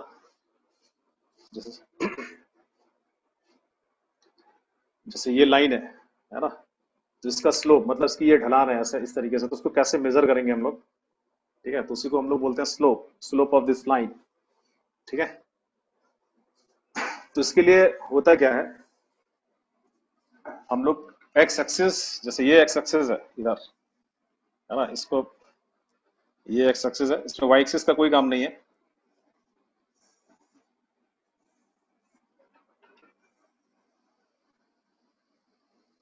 ये क्या है? एक्स एक्सिस, ठीक है। और लाइन अगर मान लिया कुछ ऐसे है, बस ये ऐसे लाइन है ना, और ये एंगल बन रहा है इधर, ये एंगल क्या है? थीटा। तो ये जो थीटा है ना, ये इस लाइन और एक्स एक्सिस के बीच में बन रहा है, किधर? तो जब लाइन एंगल बनाए किसके साथ? Positive direction of x axis. Positive direction कौन सा? इधर, इधर आइएगा तो ये negative direction of x axis है। मुझे जब भी हम लोग स्लोप मेजर करता है ना, तो फिर हम लोग किधर देखते हैं, positive direction of x axis को देखते हैं। ये इसके साथ में लाइन एंगल बनाए किधर, एंटी क्लॉकवाइज सेंस में। क्यों? क्योंकि एक एंगल तो इधर भी बन रहा है, ये एंगल भी तो बन रहा है, इस एंगल को कंसीडर नहीं करेंगे हम लोग कौन सा एंगल लेंगे, एंटी क्लॉकवाइज सेंस में, इधर जाना, इधर, ये दिस एंगल। तो लाइन एंगल फॉर्म करे किसके साथ, positive direction of x axis के साथ इन एंटी क्लॉकवाइज सेंस, है ना, मतलब ये वाला एंगल। तो इसको बोलते हैं हम लोग स्लोप एंगल। क्या बोलते हैं, स्लोप एंगल। ये थीटा जो है ये स्लोप एंगल है, समझना क्या। जैसे लाइन अगर मान लिया कुछ ऐसे, ये एक्स एक्सिस है और ये लाइन है, तो स्लोप एंगल कौन सा होगा, ये वाला स्लोप एंगल होगा, थीटा। इसको बोलते हैं हम लोग स्लोप एंगल, ठीक है। यस, तो ये जो थीटा है, इस थीटा की वैल्यू 0 से लेके 180 तक जा सकती है, ऐसे, है ना भाई। लाइन को आप थोड़ा और इधर रोटेट करिए तो ये एंगल बढ़ेगा, है ना, तो 0 से 180। तो इसका मतलब ये हुआ कि जो ये स्लोप एंगल है थीटा, इस थीटा की वैल्यू कहां से कहां तक हो सकती है, 0 से पाई। पाई पे क्या लगाएंगे, ओपन ब्रैकेट, लेस देन पाई। क्योंकि 0 और पाई दोनों ही केस में क्या हो जाएगा, लाइन पैरेलल हो जाएगी किसके, एक्स एक्सिस के। लाइन है ना, वेक्टर थोड़ी ना कि जो डायरेक्शन होगा, लाइन में तो बोथ वेज डायरेक्शन होगा। तो इसलिए 0 और पाई पे क्या हो जाएगी, लाइन पैरेलल हो जाएगी किसके, एक्स एक्सिस के। तो इसलिए 0 पे इक्वलिटी लगाई है, पाई पे इक्वलिटी नहीं लगाई है। तो थीटा 0 से पाई, तो थीटा क्या है, यहाँ पे थीटा को हम लोग बोलते हैं स्लोप एंगल। सर इसका वाइस वर्सा कर सकते हैं, जैसे अगर पाई पे इक्वलिटी लगा के 0 पे नहीं लगाएंगे तो सही होगा। हाँ सही होगा, ठीक। पाई पे लगाइए, 0 छोड़ दीजिए, समझा क्या।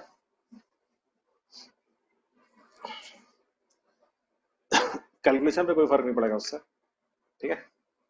और दोनों पे इक्वलिटी लगा दीजिएगा तो फिर रिपीट कर जाएगा वैल्यू, है ना। इसलिए Yes, इक्वलिटी एक जगह लाना, 0 पे लगाओ या पाई पे लगाओ।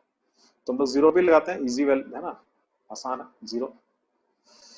तो थीटा यही हमारा स्लोप एंगल है। तो स्लोप क्या होता है, तो स्लोप का मतलब हुआ, तो जैसे स्लोप ऑफ दिस लाइन अगर मुझे लिखना है, तो स्लोप इक्वल्स टू, इसका क्या निकाल लेंगे, tan थीटा, सुनना क्या।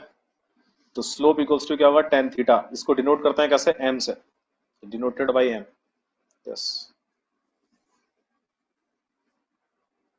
ठीक है।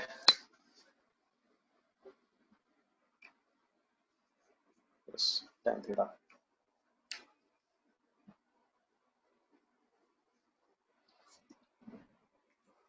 उसमें इंपॉर्टेंट क्या है, स्लोप एंगल।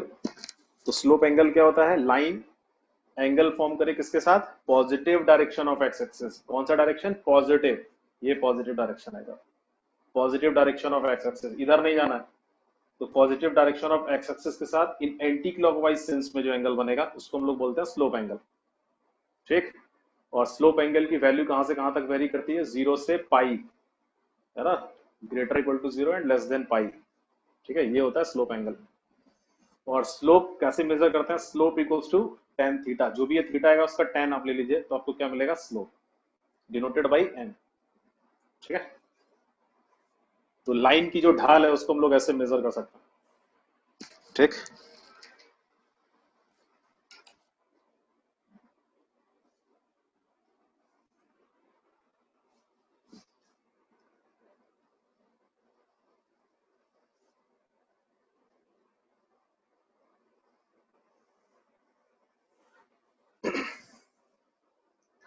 अब जरा मैं ये देखना चाह रहा हूं कि n की वैल्यू, है ना, n की वैल्यूज मैं देखना चाह रहा हूं कि कहां से कहां तक मिलेंगी। और जब थीटा को मैं वेरी कराऊंगा 0 से पाई, ठीक। तो इसमें 1 by 1 केस को हम लोग डिस्कस करते हैं, 1 by 1। तो लो तुमको जो काम करना है। फर्स्ट केस, फर्स्ट केस क्या है, देखो जब थीटा क्या हो, जब थीटा क्या होगा, इक्वल टू 0, है ना। थीटा अगर इक्वल टू 0 होगा तो उस केस में स्लोप कितना आ जाएगा, m इक्वल्स टू कितना हो जाएगा, बोलिए, tan 0। tan 0 की वैल्यू 0 होती है, तो स्लोप क्या आएगा, 0। तो थीटा 0 होने का मतलब क्या हुआ, ये लाइंस कैसी होंगी, पैरेलल टू, बोलिए, एक्स एक्सिस।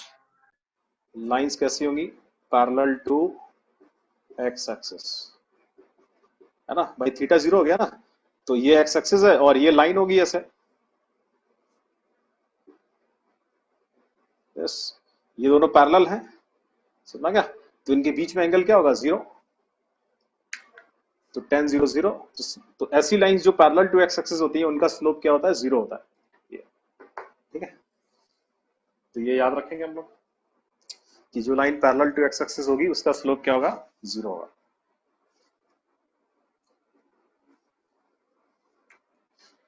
सेकंड,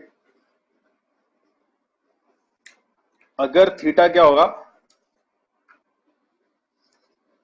थीटा अगर होगा 0 से लेके π/2, है ना, 0 से π/2, यस ऐसे, है ना। तो थीटा अगर 0 से π/2 हुआ तो स्लोप कहां से कहां तक होगा? तो m इक्वल्स टू तो होता है tan थीटा, होता है कि नहीं? तो थीटा अगर 0 से 90 होगा तो m की वैल्यू कहां से कहां तक होगी बताइए? m क्या आएगा? ऑलवेज 0 से इंफिनिटी। 0 से इंफिनिटी आएगा ना। तो m कैसा होगा? 0 से इंफिनिटी। तो जो पॉजिटिव स्लोप की लाइन होती है, पॉजिटिव स्लोप की जो लाइन होती है वो कितना एंगल बनाएगी? उसका स्लोप एंगल कितना होगा? 0 से 90 के बीच। मतलब वो लाइन कैसे होगी? ये एक्स एक्सिस है तो वो लाइन कुछ ऐसे टिल्टेड होगी, इस तरफ झुकी हुई होगी थोड़ी, positive direction of x axis की तरफ। ये यस, समझा क्या? तो इस लाइन का स्लोप कैसा होगा? पॉजिटिव होगा, है ना। 0 से 90 के बीच अगर ये लाइन ऐसे रहे इसका स्लोप कैसा होगा? पॉजिटिव।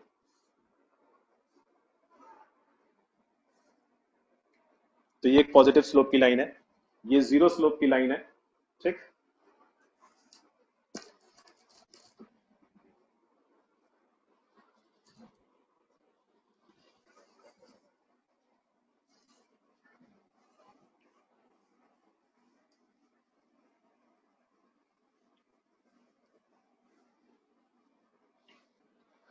थर्ड केस,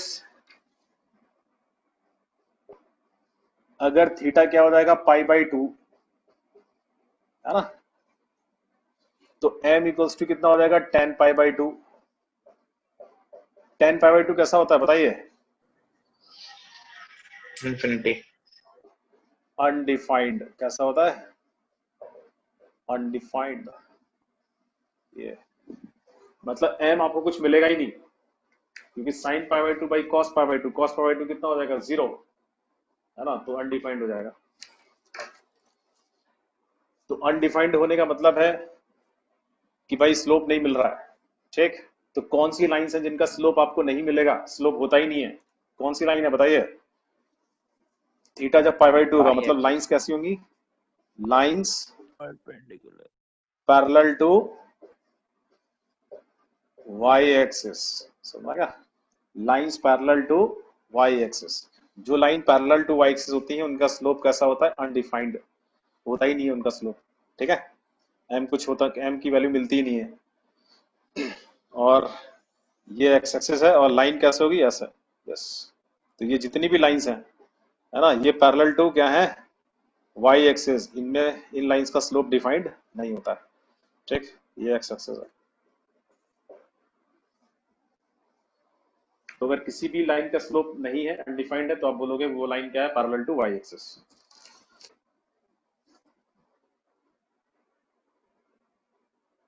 ठीक है। अब आप बोलोगे सर इन्फिनिटी अगर स्लोप हो जाएगा तो क्या होगा?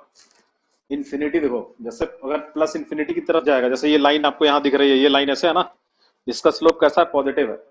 थीटा की वैल्यू 90 से कम है, तो जैसे जैसे थीटा बढ़ाएंगे, है ना, तो वैसे वैसे इसका स्लोप इन्फिनिटी की तरफ टेंड करेगा। ऐसे धीरे धीरे ये लाइन कुछ कुछ कैसे होती जाएगी? पैरेलल टू y एक्सिस की तरफ टेंड करेगी, ऐसे, समझना क्या? ये लाइन है, इसका स्लोप अभी क्या है? पॉजिटिव है, फाइनाइट वैल्यू है।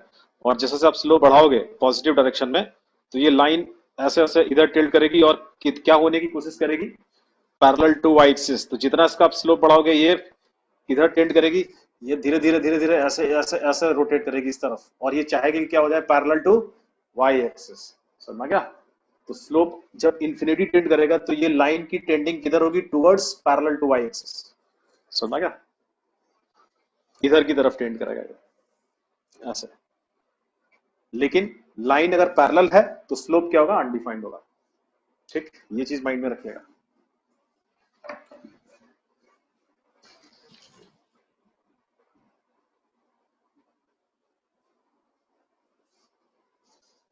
और फोर्थ केस क्या होगा? लास्ट फोर्थ केस, एक केस बचा हुआ ना, केस नंबर 4। थीटा अगर क्या हो जाए बताइए, 90 से ज्यादा हो और 180 से कम हो, मतलब पाई से कम हो, तो m कैसा हो जाएगा बताइए? नेगेटिव होगा कि नहीं? थीटा कहां चला गया? Second quadrant. सेकंड क्वाड्रेंट में टेन थीटा कैसा होता है? नेगेटिव होता है। तो टेन थीटा नेगेटिव हो गया तो m भी तो नेगेटिव हो जाएगा ना, क्योंकि m इक्वल्स टू तो टेन थीटा है। यस, तो स्लोप की वैल्यू माइनस इन्फिनिटी से 0 के बीच होगी, तो नेगेटिव स्लोप की लाइन हो जाएगी ये।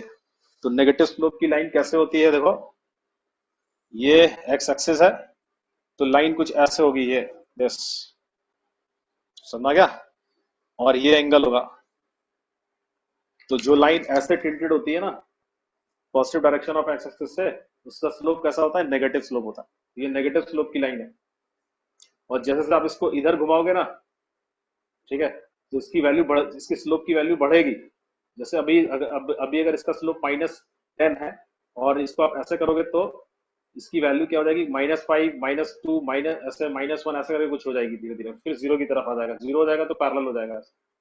समझा क्या? इस लाइन को आप इधर रोटेट करोगे, इस तरफ ऐसे रोटेट करोगे क्लॉकवाइज सेंस में, तो इसका स्लोप अगर अभी -10 है तो फिर ये -15 होगा, -100 होगा, ऐसे बढ़ेगा। कहां जाएगा? माइनस इन्फिनिटी की तरफ धीरे धीरे। समझा क्या? तो ये लाइन जब ऐसे रोटेट होगी ना तो उसका स्लोप और नेगेटिव होगा, और नेगेटिव होगा, माइनस इन्फिनिटी की तरफ टेंड करेगा। ठीक है, तो जब माइनस इन्फिनिटी की तरफ टेंड करेगा तो लगेगा कि ये लाइन क्या होने जा रही है? पैरेलल टू वाई एक्सिस, लेकिन वो हो नहीं पाएगी। समझा क्या ना? टेंडिंग होगी towards parallel to Y axis. और ये लाइन जब इधर आएगी, जब इसको ऐसे घुमाओगे और एंगल बढ़ाओगे तो इसका स्लोप 0 की तरफ टेंड करेगा। समझा क्या? और फिर धीरे धीरे ये ऐसे पैरेलल हो जाएगी जब स्लोप एग्जैक्ट 0 हो जाएगा तो। समझा क्या? तो ये नेगेटिव स्लोप की लाइन, ये पॉजिटिव स्लोप की लाइन, ये 0 स्लोप की लाइन, और इनका स्लोप अनडिफाइंड। ये सारा देख लिया हम लोगों ने थीटा।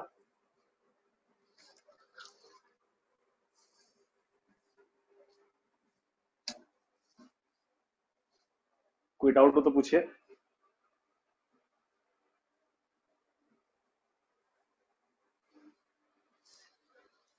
सर थर्ड केस के बारे में कुछ एक्स्ट्रा भी बताया था क्या? वो थोड़ा सा डिस्कनेक्ट हो गया था। m अनडिफाइंड हो गया, इसके बाद भी कुछ बताया था क्या? जो line parallel to Y axis होती है ना उसका स्लोप अनडिफाइंड होता है बस। ठीक है, उसका स्लोप होता ही नहीं है। ठीक, क्यों नहीं होता है? दिख रहा है tan π/2 है ना, तो sin π/2 by cos π/2, cos π/2 exact 0 हो जाएगा, अनडिफाइंड। ठीक,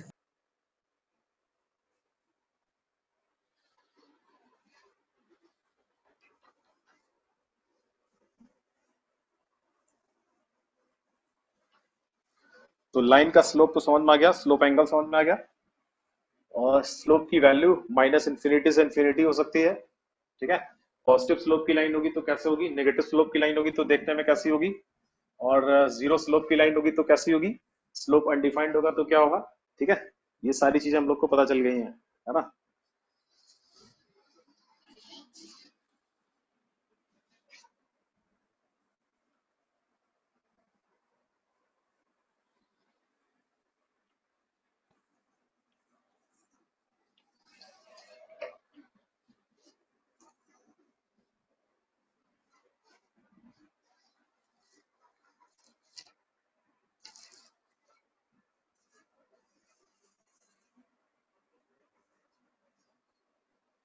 अब तो स्लोप कब पता चलेगा? जब आपको थीटा पता होगा, है ना। और अगर आपको मान लिया थीटा नहीं पता है तो फिर स्लोप कैसे पता करेंगे? तो लिख लेते हैं next heading, slope of a line joining slope of a line joining 2 points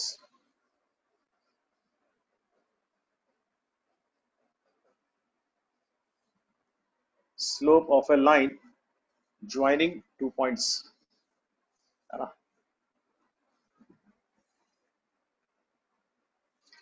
जैसे ये लाइन है,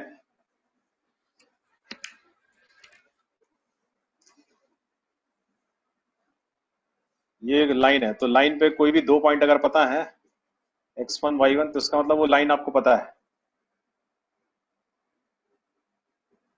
समझ गया। किसी भी लाइन पे अगर आपको 2 पॉइंट पता है, इसका मतलब वो लाइन आपको पता है, ठीक। इनको ज्वाइन करिएगा तो वो लाइन आपको मिल जाएगी। ये मुझे क्या निकालना, मुझे इसका स्लोप निकालना है, स्लोप, ठीक। Slope of a line joining 2 points, this. तो स्लोप निकालने के लिए तो तरीका तो वही है, थीटा पता होना चाहिए, tan थीटा निकालेंगे। तो क्या करते हैं, ये सपोज ऐसे कहीं एक्स एक्सिस है,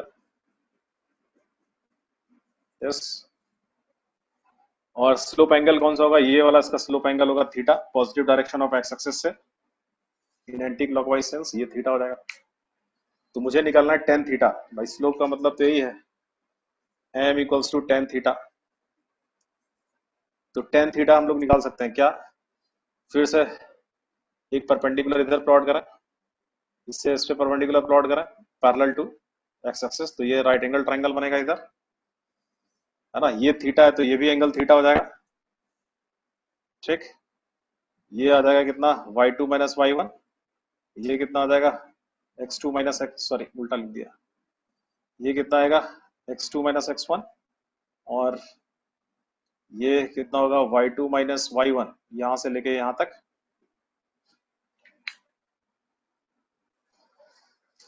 तो tan थीटा हम लोग ले सकते हैं,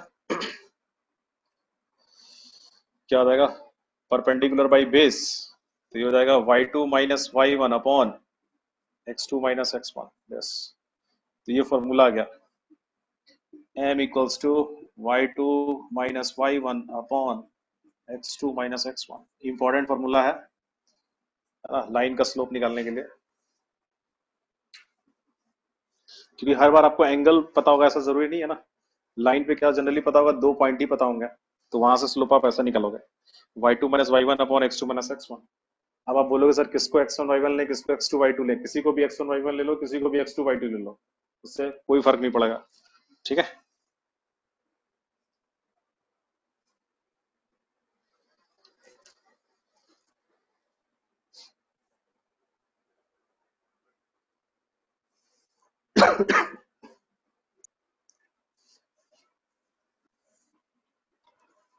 छोटा सा example, so find slope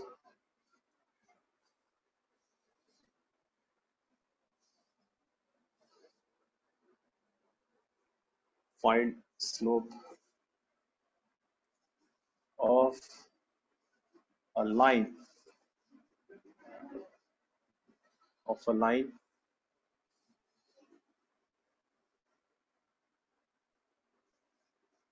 which passes through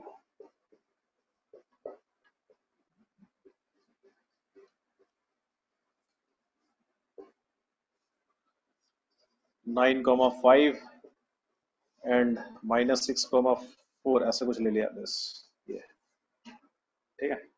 find slope of a line which passes through this,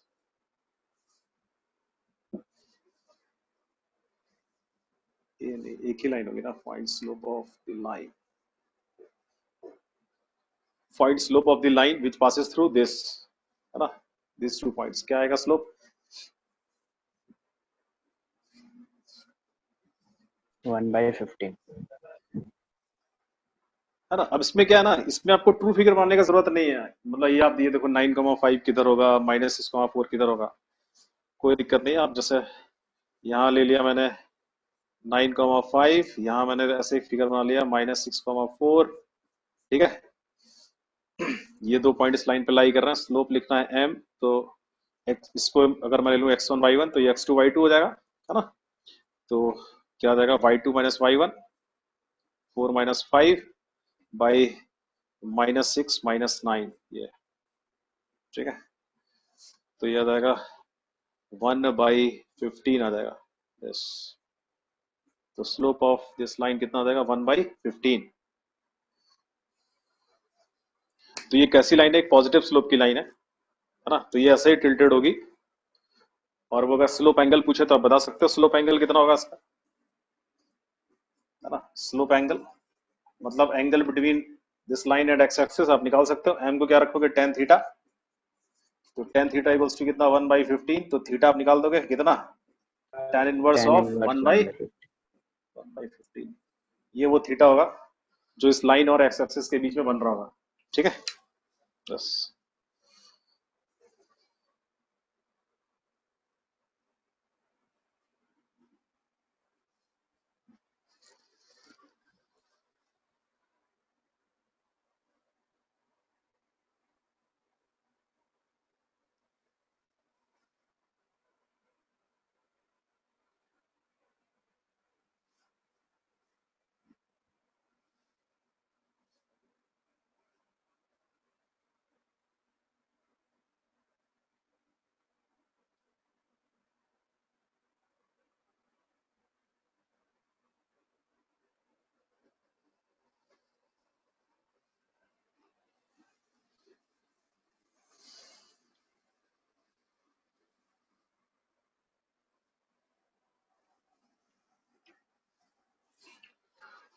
एक और देखते हैं, सिंपल सा example. Find the slope of a line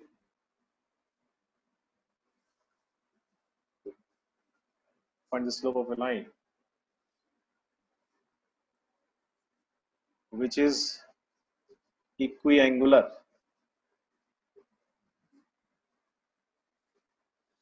on both the axes।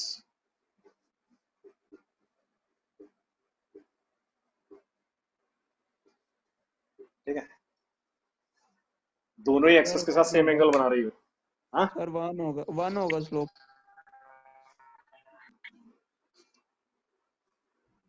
Sir slope 1 होगा क्या? केवल 1 होगा, कुछ और भी होगा?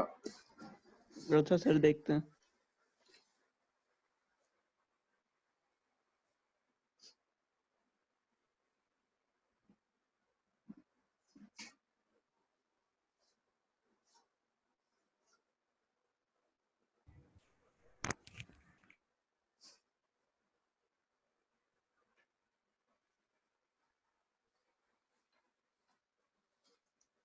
सर 1 या -1?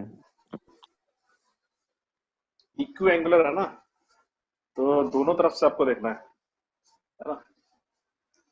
तो 1 या -1 इसका आंसर होगा। लाइन ऐसे भी हो सकती है, इक्विएंगुलर हो सकती है ना, मतलब ये एंगल सेम हो इधर, तो ये 45 डिग्री हो जाएगा। तो इधर से ये कितना होगा? स्लोप एंगल तो ये है ना, ये कितना होगा? 135 होगा कि नहीं होगा? Yes sir. इधर से ये स्लोप एंगल कितना होगा? 135। तो जब ये 135 डिग्री होगा तो इधर से इस लाइन का स्लोप कितना हो जाएगा? m equals to tan 135। तो tan 135 कितना होता है? -1, है ना? जैसे तो ऐसी जितनी भी लाइंस होंगी ये इक्विएंगुलर सेम एंगल बना रही है, है ना? इसका स्लोप भी कितना होगा? इतना ही होगा, -1। तो ये सारी इक्विएंगुलर लाइंस ऐसी हैं, है ना? जैसे इसका कितना होगा? ये एंगल कितना? 45। Positive direction of x axis इधर है, तो इसके साथ इसका एंगल कितना बनेगा? 135 इधर। ठीक है, ये 135 डिग्री एंगल बनेगा positive direction of x axis के साथ इन एंटी क्लॉकवाइज सेंस, है ना? तो इस लाइन का स्लोप भी कितना होगा? -1। तो इन सभी का -1 होगा। और अगर लाइन ऐसे हुई, ऐसे इस तरीके से, है ना, तो इक्विएंगुलर ये 45, ये भी 45, तो ये 45 है, तो ये positive direction of x axis है ना? तो यही मेरा एंगल है, स्लोप एंगल। तो इसका स्लोप कितना आ जाएगा? tan 45। m इक्वल्स टू कितना लिखेंगे? tan 45। tan 45 कितना? 1। तो इस लाइन का स्लोप कितना होगा? 1। इधर भी एक ऐसा लाइन हो सकती है ना? ये 45 डिग्री एंगल इधर होगा, इधर 45 डिग्री एंगल होगा, तो इसका वर्टिकली अपोजिट ये एंगल हो जाएगा 45, यही स्लोप एंगल होगा, है ना? तो ये लाइन सारी पैरेलल होंगी, इन सभी का स्लोप कितना होगा? 1, और ये लाइंस इधर सारी पैरेलल होंगी, इनका स्लोप कितना होगा -1। ये भी इक्वी एंगुलर है और ये भी इक्वी एंगुलर है, तो इसमें 1 या -1 हो सकता है। ठीक,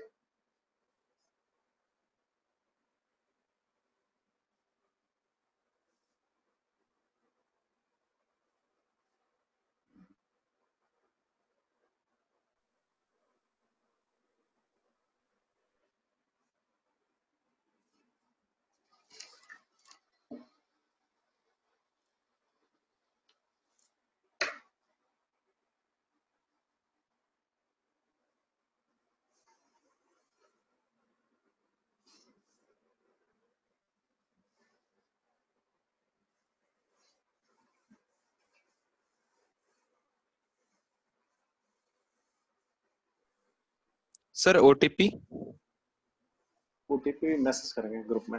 ठीक है, सर ट्यूसडे को डाउट क्लास होगा इस बार? ट्यूसडे को रखेंगे।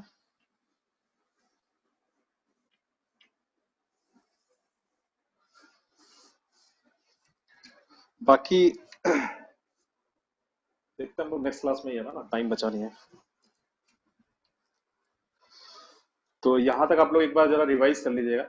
ठीक है, और सर एनसीईआरटी से बना सकते हैं सर क्वेश्चन, मतलब बेसिक्स से, मतलब बेसिक्स हाँ से शुरू हाँ करके। हाँ, बना लीजिए। हाँ, बेसिक एनसीईआरटी से बनाइए। ठीक है, एनसीईआरटी भी पढ़ते जाइए, कोई दिक्कत नहीं है। सर बेसिक्स पैकेज का में जितना है वो एनसीईआरटी का है सर। हाँ, उसमें पैकेज में भी है, तो पैकेज से ही बना लीजिए। ठीक है, तो स्लोप क्या है और सेंट्रॉइड, सर्कम सेंटर, इन सेंटर, जो भी आज आपको बताया है ना, एक बार उसको देख लीजिए, प्रॉपर्टीज वगैरह। ठीक, ये सब यूज होंगी आगे, है ना। ठीक है, आज के लिए हम लोग इतना ही रखते हैं। थैंक यू मिलते सर। हैं नेक्स्ट क्लास में। Thank you thank you sir.